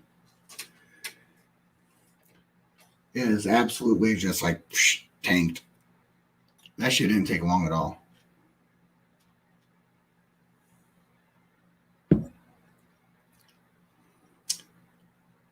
Yeah, that Widow Jane's really good for what it is, right? It isn't anything that it isn't, but it's absolutely really good for what it is. Now, if you're not from the Midwest, and I can tell you for sure, North Central Ohio for sure. One of the things it says here is Widow Jane, aged 10 years in new American oak barrels, pure limestone mineral water from the legendary Rosendale mines of New York. It's a blend of straight bourbons. So what do we know what that means, right? So one, we know that there's limestone in the water, right? Limestone means that you're talking about a rock base. So that rock base is somewhere in an area that the rock base is limestone. In order to get a limestone taste, you have to get a root deep enough to go into the limestone to pull the nutrients of the limestone back up. You can get this in wines, but the only time you'll ever find this in a wine is in an area that is mountainous and it's an old vine. If it's not an old vine, you will not get limestone. It just won't happen. It has to be deep to get past the soil to hit the limestone base. But now it says it's a blend of straight bourbons. Okay, what does straight bourbon mean? Straight bourbon means it's been aged at a very minimum of 2 years, right? So let's look and see if it says anything more about how long it's been aged. So this says, revisiting the lost art of Marion, the finest whiskeys, Widow Jane 10-year-old is a signature bourbon, hand assembled in Brooklyn using the richest and rarest straight bourbons, only ever in 5 barrels, non-chill filtered and proofed with our own mineral water from the legendary Rosendale mines of New York. We deliver a whiskey unique in its intensity and complexity. So, an interesting thing, right? So that tells us a ton of information. What that means is we know it's limestone. They're getting their water from limestone, which is coming from a spring that is rock bedded of limestone. It's a blend of bourbons, or straight whiskeys. Sorry, didn't mean bourbon. It's a blend of straight whiskeys. They say straight bourbons. Well, we know something that's really important, right? Straight bourbon. Straight bourbon means has to be what? 2 years old. However, if it's less than 4 years, there must be an age statement. It's 91 proof. No, Kentucky, Tennessee, Indiana bourbon bottled by Widow Jane Distillery, Brooklyn, New York, right? Nowhere in here do I see 2 years old. Nowhere in here. Nowhere in here do I see 3 years old. So that explains the color, right? That means in order to be a straight bourbon and claim to be a blend of straight bourbons and to say straight bourbons, it must be 2 years old or more. And if it's not age stated, it must be the lowest proof must be, or the lowest age must be more than 4. Then they don't have to say it. So Widow Jane could be at least 10, right? It says Widow Jane is aged 10 years. However, it's a blend, right? So with it being aged at least 10 years, you know that the lowest part of it is 10. But if it didn't have the 10, right? And you know what? And Daniel, absolutely. Widow Jane was at least 10 because it says Widow Jane aged 10 years, right? In order to say 10 years, that means the youngest juice in here, the youngest bourbon in here is 10 years old. But if it didn't have that 10-year statement, we know because it's straight, and if it didn't have an age statement, it would have to be at least 4. And this one happens to have an age statement, right? It says 10. So it's just more about the idea of understanding what does it mean when you read the labels, right? Reading the label is so important. And I encourage you to make sure you understand what you're reading when you're buying it. Challenge yourself. Hey, this is in New York. What else is from New York? New York has a really good 4 grain. Some people hate it. Some people like it. I personally don't have a problem with it. I don't have a problem with Hudson Baby Bourbon.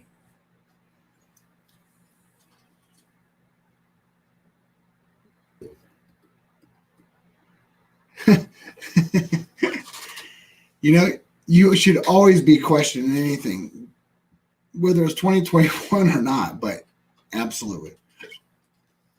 I don't care if it's straight or not. Just give me an age statement. At least I know if I have a proper age statement, I'm not getting in trouble. So let's be real with that. But, you know, I'll tell you, I always, and listen, there's 9 people in here, right? If you do not take the time to let your taste something, take a drink, set it aside, back on the where tasting spot.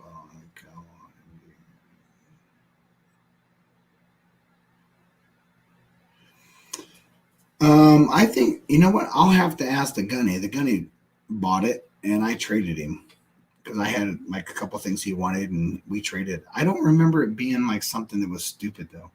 I would say 100 or less. It wasn't. I didn't remember. I know I didn't pay more than 100 for it.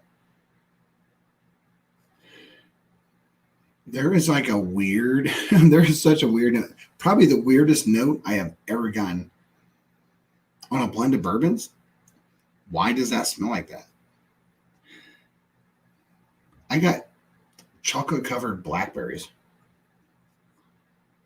Could be blueberries. Maybe blueberries. Like a tart, like a really big, thick, not quite ready, semi tart blueberry. Oh, dude. I did not get anything even close to that on the first nose. There is a predominant fruit note that is, oh my God. I don't know that I can unsmell that.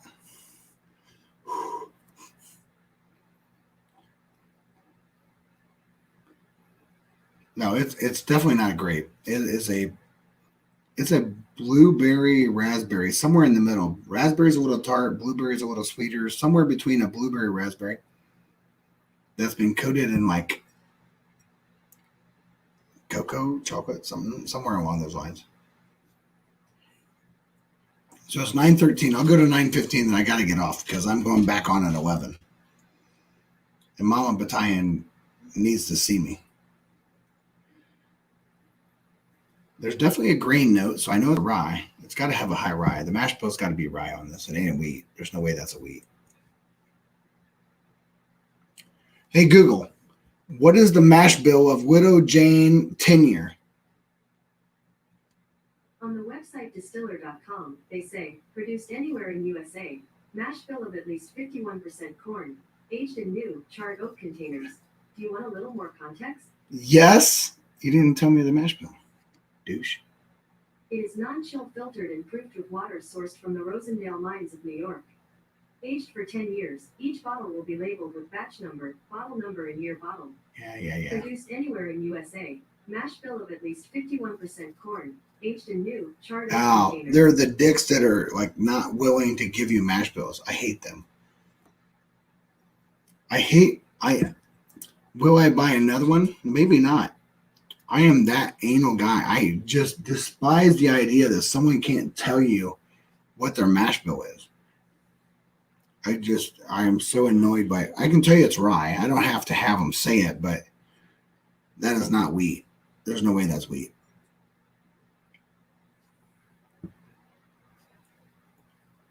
No, there's too much spice on the mid palate. Too much spice, and it has a grain nose.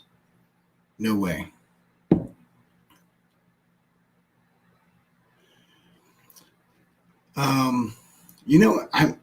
I'm trying to figure out if I'm not leaving next Wednesday, what to do. Whether I do like let's be real, a Pappy Van Winkle, like a poor man's Pappy is like, dude, there's so much time in that. Me and my brother have 4 different recipes. I might do I don't know, James, would you rather me do a little review? Oh, hold on. So 70% corn, 20% rye, and 10% barley. The Gunny is in the chat. Holy F off. Hey Gunny, how much did we pay for the Widow Jane 10 in Ohio? So just so you guys know, the Gunny is in the chat, and you are the privileged 9. That does not happen very often. I don't remember what we paid for it, to be honest with you. Yeah, it was 69. Yeah, I don't remember what I gave you. I just remember that it was reasonable.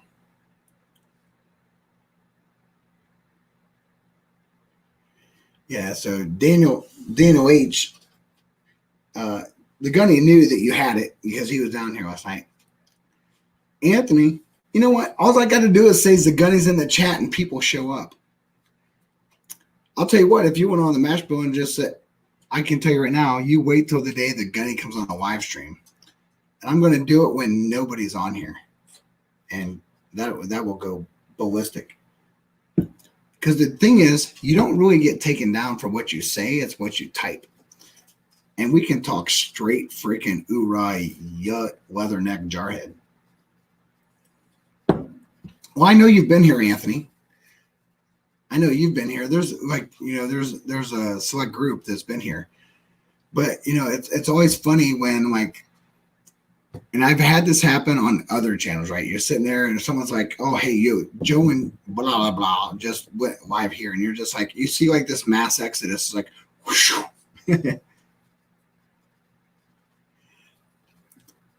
Yeah. So the Gunny has his own bar, right? He has his own bar in his basement called The Well. It's the Whiskey Experience Laboratory. So were you watching when I was doing your Gunny blend?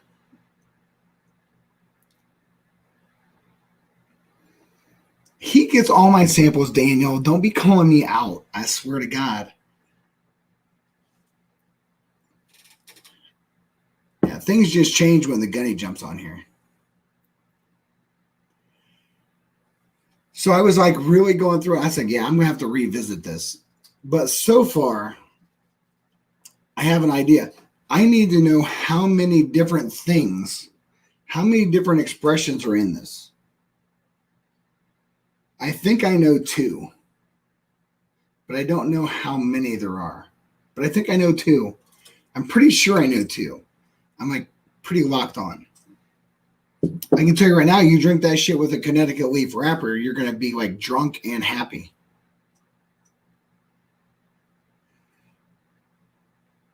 I haven't done that sample yet with him. Listen, I can tell you this. I've done samples with him on everything. Every sample I get. There's 7. Holy F off. Ugh. 7 different things in there? Jesus Lord. Worcester? Anthony, why'd you say Worcester? You're in my neck of wood. Hold on. This changes. Ooh. Why do you even know Worcester? Are you from Worcester? That's 20 miles from my house. And my daughter and grandchild live in Worcester. Sorry to say, but they do. Yeah, there's no way around. So the one thing I've confirmed, and I don't forget you went to Youngstown State. I didn't know that. And if I did know it, and I should know it, I'm sorry, but I didn't know it. You went to Youngstown State University? What the hell? Up in Youngstown, up by Ashtabula and all that kind of area. You guys know real snow. I'm going back on this Widow Jane 10 because it's fucking good. It's really good. That's it. I'm going until I want to stop. I ain't leaving. I've got 9 people in here and this is good. And the Gunnies in the fucking chat. Christ's sakes. God. Now, I will say those, Gunny, I'm pretty sure. I know that originally I said I knew 3. I think there's 3 that I was okay, there's 3 here that I recognize. You started with an invented bottle that went very wrong and evolved to mixing stuff on purpose. Don't always know what it is in it. That makes it unique. How can you tell me there's 7 if you don't know what's in it? Well, at least you know 7 of them. I can tell you 3 of them. I'm pretty sure I can tell you 3 of them. There was 3 of them that were really, really. You're enjoying the Disco 4 and just loving the rye spice. Anthony, I don't have Disco 4. I don't have any discos. I feel like I should, I'm confident with a 2-step, but yeah, no disco. I'm not as old as you, remember?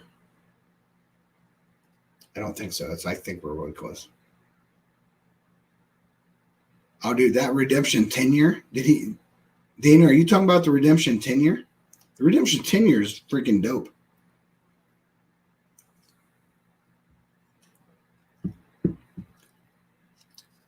So my thoughts on the Widow 10,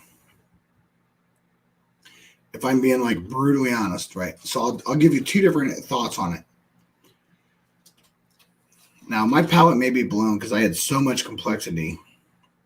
You're not older by much, though. Anthony, not by much. I think you're like in your early 50s, right? And I'm getting ready to turn 50. I think you're what, 53? Do I remember that right? On the nose, the Widow Jane 10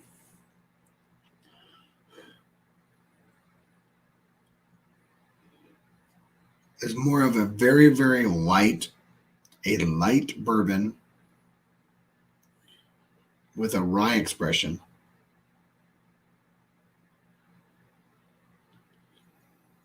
You know, Daniel, I'm still trying to figure it out. I don't hate it. And at $69, am I upset? No. Oh, so you're 52. You're like 2 years older than me. Yeah. 2.5 years older than me. Anthony, you know what? I'm going to come find your camper someday and just probably just camp outside and drink bourbon with you, but I'll find you. You know, it has a grain note. It has that like that grain note that you would expect from oatmeal that I always get from rye. It has a cocoa note.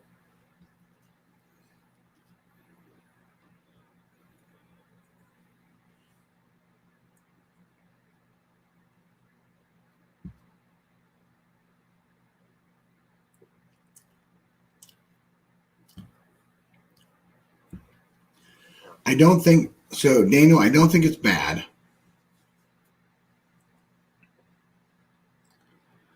Put the link back up. Oh, yeah, I was warming up with Henry McKenna. That's true. Well, the fact is, Elijah Craig Barrel Proof, I'm probably not finding it. I have a better chance of finding a Widow Jane. Would I ever pick Widow Jane over Elijah Craig Barrel Proof? Not a freaking chance, ever. But Widow Jane brings a really cool thing to the plate, right? Let me go in here and put this up here. So, copy the clipboard, blah, blah, blah. I think Marty's going to jump on here. Control V.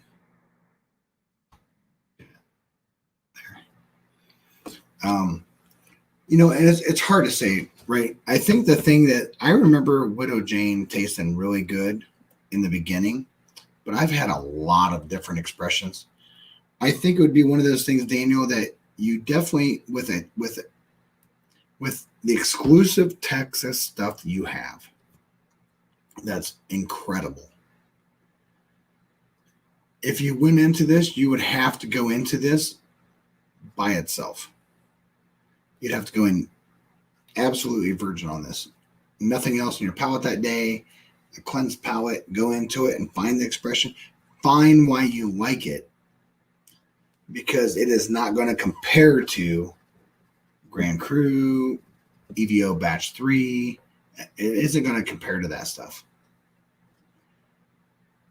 Yeah, Steve, the Gunny said it right. Nothing is bad. Your palate just doesn't favor it. We don't drain pour shit. We blend it. And if it's unblendable, we throw it in the fire.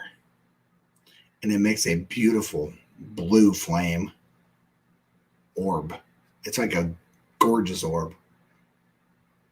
So Bobby sent me a sample. I did order a bottle, not here yet, but until I keep mooching, which is a couple of days. Yeah, I did send a sample of that. That is freaking great. Have you tried the Evan Williams 23 yet? Don't even get the Gunny started on Evan Williams 23.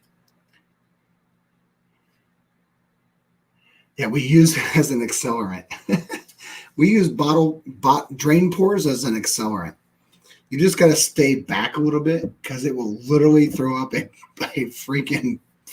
It's like one of the most beautiful blue orbs you've ever seen, but it will literally singe everything. Adam, you bought the B50, you know, that almost sounds like the B-52s, and you should start singing like Love Shack. Okay, I think Anthony's jumping in. What's up, Anthony? Hey, what's going on? Not much, but Youngstown State. How did I miss that? Well, you were probably drunk. No, or you probably didn't say it when I was talking to you. Check your emails. Oh, well, if I checked, you know what? Did I really miss that somehow? No, I didn't put it in an email, but I did tell you that before. I was gonna say I don't listen. There's But very. I I think used to you work. do. You have YouTube open in the background? No. I hear myself. That's not usual. Usually it's a YouTube device that Hold I on. hear. Hold on. You'll see. I don't know care. what it is.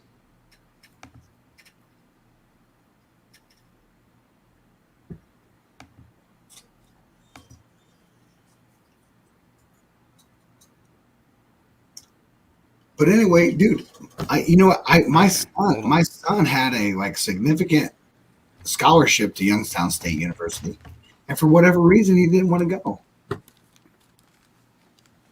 He just didn't want to go. And I was like, "Why are you not going?" They're like one of the best Division I AA football teams in America. Ta-da. Are you there? Can No, you hear me? I'm right here. Where are you? I'm right here. Okay. No, I forgot. The speakers were on the computer. Now but that's funny, right? Because mine are. I don't know why that I don't get reverb like other people do. I don't have I to. also I have a different microphone, and No, you don't. I have the exact same one. I have the Blue Yeti. yeah, that's what mine is. I have a Blue Yeti, Okay. and I have literally. I have these speakers right here. I literally Oh have. yeah. I I have don't know, but I just realized what was going on, and I'm like, oh wait a minute, I don't have my headphones on. Because I've always thought someone would hear my reverb and my speakers back into my microphone, and no one has ever said they hear it. And I was like, what? I mean, my speakers are 6 inches from my microphone. Yeah. So who knows? Who knows? But But anyway, are you back home? Or are you still in the camper? no, I've been back home. I had to run up there today. I just did a quick trip today. I had to pick up something, and then I had to check on things, and I came Oh, is back home. is that a permanent camper site?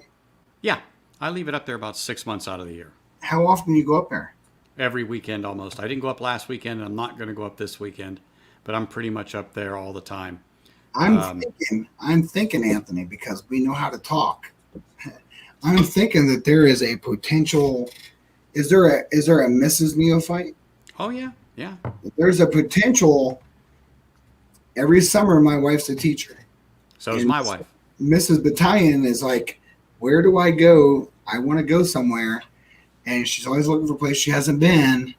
I'm thinking I know a guy that has a camper somewhere. I go up north, and like I I said, my can wife's bring a it. I teacher. can bring a tent. I Her can bring. last day is like the 26th or 27th here in Vegas. So Yeah. Once she's officially done, we'll go up to the camper for about 10 days. So my wife's last day is actually the 26th. Yeah. So we'll go in the 27th. She'll turn her keys in. They'll do the classroom inspection, and then from there we'll probably head north. It's about 150 miles from my house. Oh, so where's it actually at? You know. Caliente, Nevada.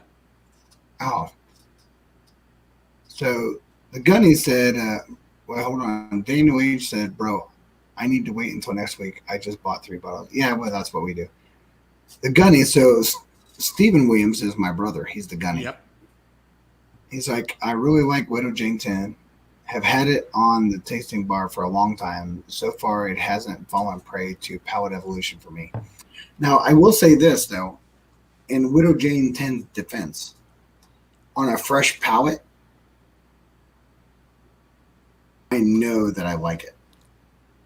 But what I went through tonight, it's really hard to put Widow Jane 10 against Balcones Grand Cru and the Iron Root EVO 1 Batch 3. I mean, there's nothing,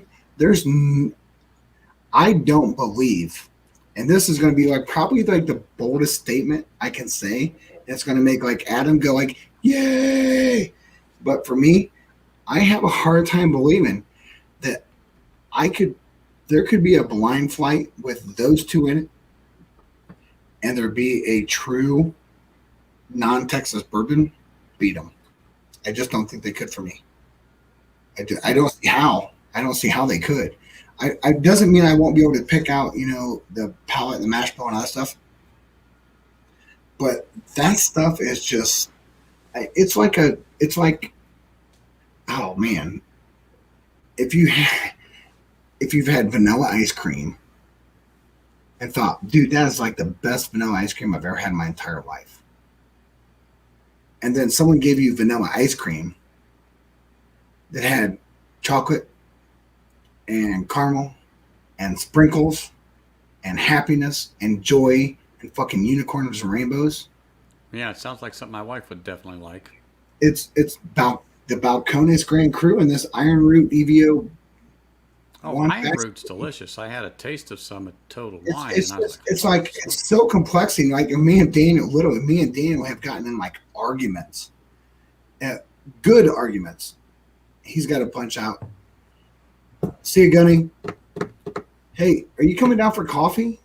Are you going to actually get up and do coffee? I swear to God, you better do coffee tomorrow.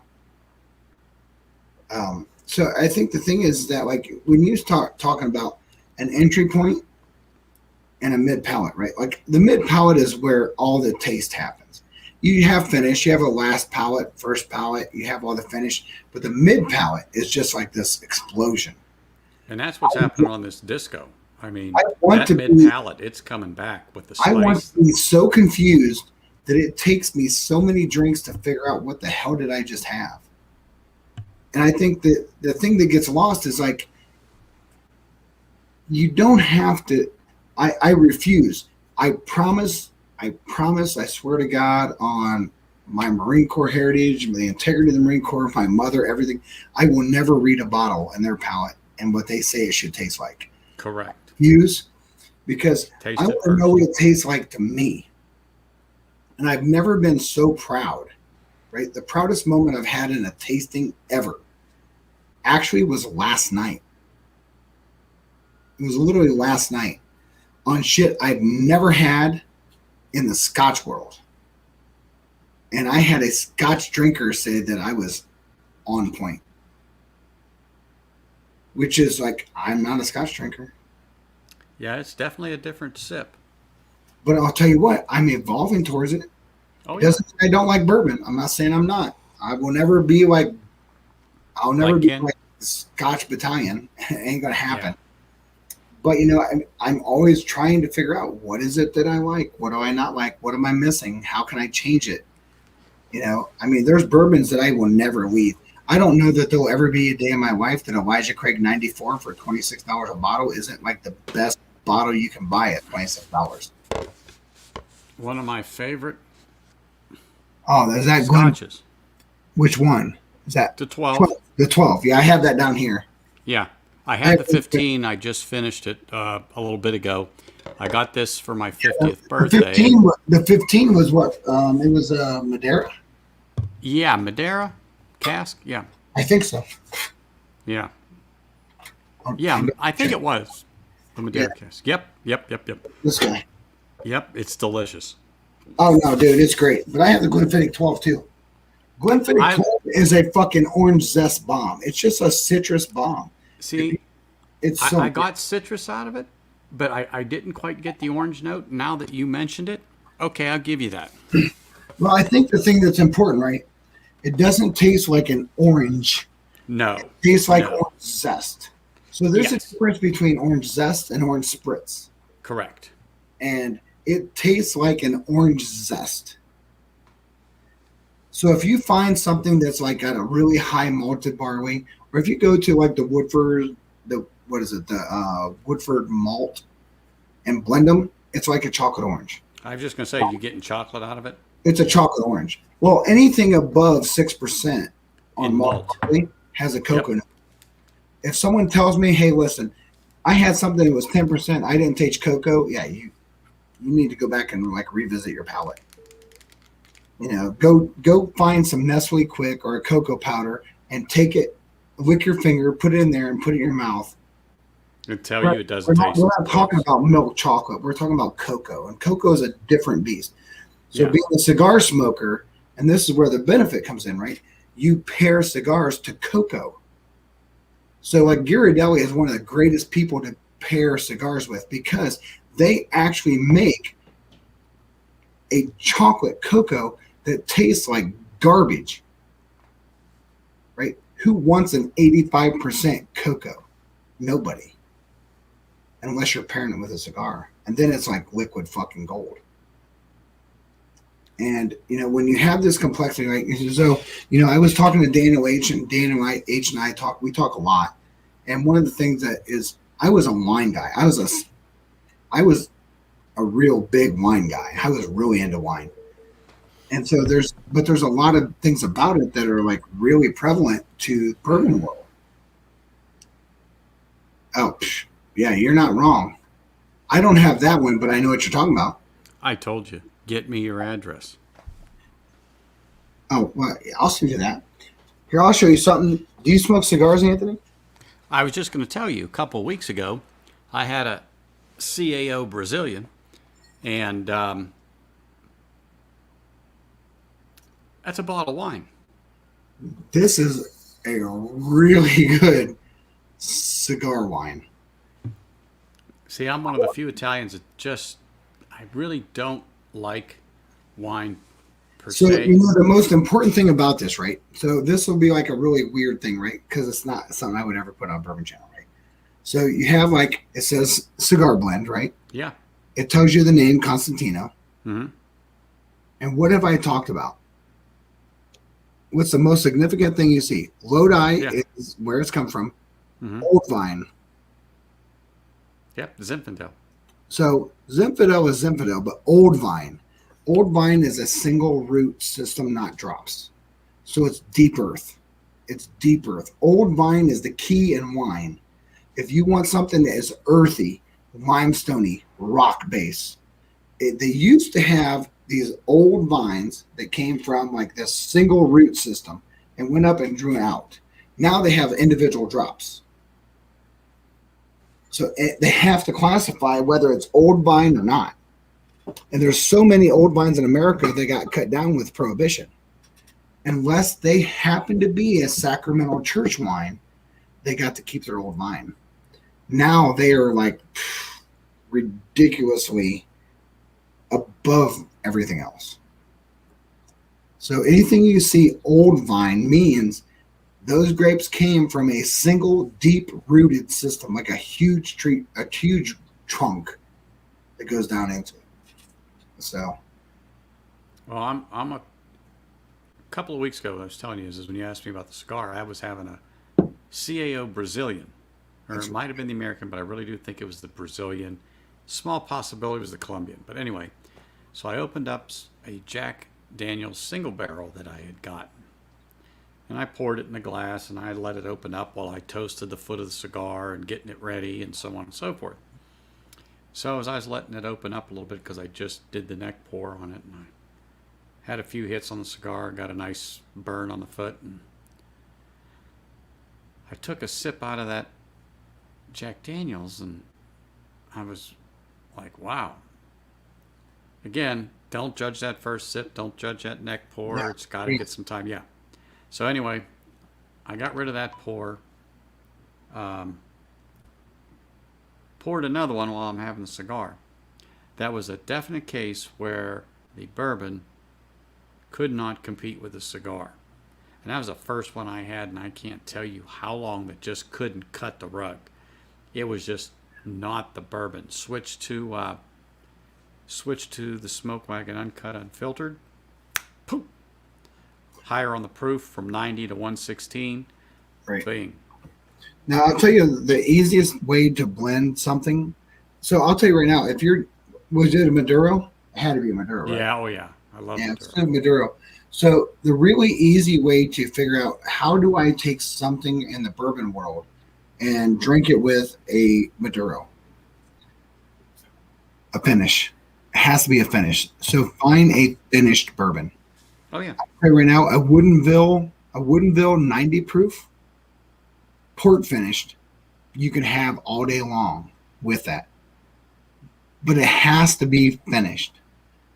A typical bourbon on its own, the only one I could say that I've had that was like really stood the taste with it is like you have to have the tannins, an age statement, a proof statement.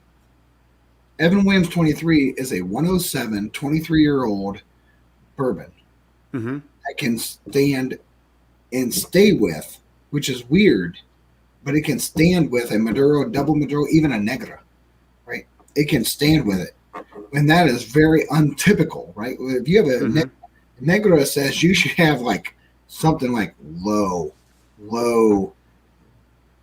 very low. You want something that's like sweet, caramely, maybe like Elijah Craig 94. I'd say maybe a weeder. You might even be on like a Weller Special Reserve, poured deep. But you start running into those complexities. But an Evan Williams 23 is a 107, 23-year-old freaking cigar gold mine. And it's been missed. It's been missed because it's so hard to find. It's not hard to find. It's hard to get because how many people really want to go out and drop $360 on a bottle of bourbon? I do. I will every year. And then you can only buy it once a year. But you can always buy it if they have it at the Bourbon Experience in Louisville. Go up to the second floor, walk over to the little counter to the right. When you walk up there, walk to the right. It won't be on display. It's like, I would like to buy an Evan Williams 23, please. And they'll be like, show me your driver's license. They'll swipe it, and they'll be like, okay, come with me. But you have to do that.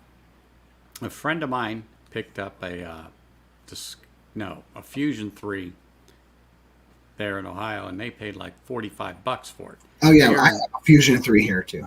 And here in Nevada, they're around $52, $54, so about $10 more for that. And as a matter of fact, I picked up was it a Fusion 2 or I picked up another Fusion 3 because he got one and I sent a picture. I says, funny you should do that. And I showed him, I says, now I got my backup bottle. I won't feel so bad when I crush this Fusion 3. Listen, my Fusion 3, I started drinking it and I was like, oh my God. You can put a straw in that bottle and just sip I away. can literally drink it. Yeah, easily drink it. It's good. Me and the Gunny plowed through the first 3/4 of the bottle. I was like, we got to stop. I have to go out and try to see if I can find this again. I should have bought it's easy. Case. It's really, really drinkable. Really drinkable. Oh, dude, it is. Then you go to the Fusion 4 versus the 3. The Fusion 4 has more viscosity to it. So Yeah. it's a thicker, richer mouthfeel. Oh my gosh. Like I said, once you send me your actual address, you never know what gets delivered. Yeah, I have, you know what? I mean, I'm like pretty much doing this now. So.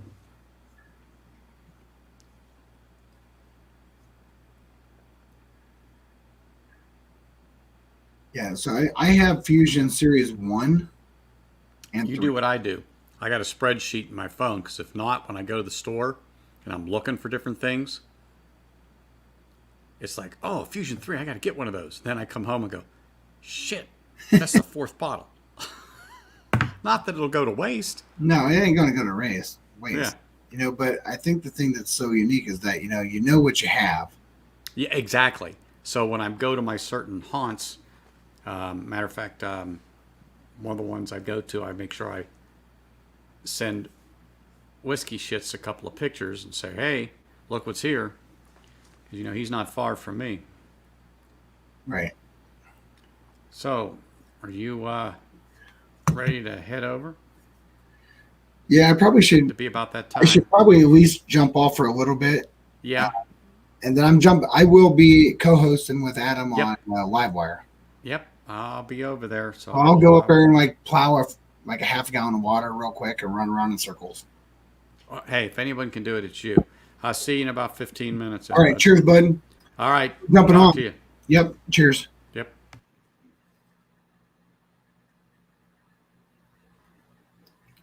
Yeah. So he's jumping off. So I do need to make sure that I jump off here. I'm jumping back on with Adam on Livewire Whiskey. I'm co-hosting with Adam on the 11 o'clock Eastern time, 10 o'clock Mountain, 9 o'clock. Hold on, 11 o'clock Eastern, 10 o'clock Central, 9 o'clock Mountain, 8 o'clock Pacific. There you go. It's not 13 minutes away. It's 11 o'clock my time. It's an hour and 13 minutes away. Be giving me shit, Daniel H.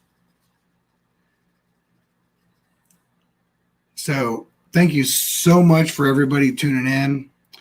I look forward to next weekend. I have a lot of different ideas. I have to think about what I want to do next week. I will do a couple reviews between now and then. I will do the Widow Jane 10 review, but I have to have a clear palate. I'm also going to do the Redemption 10. I mean, I really have it all done. I just haven't done it yet. At 10 p.m. Eastern. They're not going at 10 p.m. Eastern. They're going at 11 p.m. Eastern. Jason's still on at 9. He's on at 9. He goes to 11. So one way or another, I will be on as soon as I need to be on. So everybody, it's 9:48. Thank you so much for being on here. If you have any questions, hit me up at bourbonbattalion.com at Gmail, bourbonbattalion@gmail.com. Did Jason cut out early? Oh, you guys are stressing me out. Listen, dude, you got to understand, I can drink for a long time. I don't need a spacer. I was just trying to be proactive. So one way or another, James and Daniel and Adam, you guys, Anthony, I will be there when I need to be there. So from Bourbon Battalion, yeah, I thought it was 71 minutes. Thanks, Anthony, for being reconfirming the fact that I don't have to go up there and drink a gallon and go to the bathroom and come back down. So God, why is it everything's always so backwards? So this needs to be I'm looking at my hat. It's why does my hat look crooked? And I think I've been doing it wrong all night. It's so weird. All right. So Iron Root came in second. Garrison Brothers third. The Balcones Grand Cru killed it. If you know someone that has it, do whatever it takes. You need to have it. Until the next time, be good to each other. Recognize, understand, and be good to those that are good to you. A lot of people have good acquaintances. A lot of people have bad acquaintances, but you have very few friends. Put them first. I will talk to you soon. And cheers. Bourbon Battalion, out.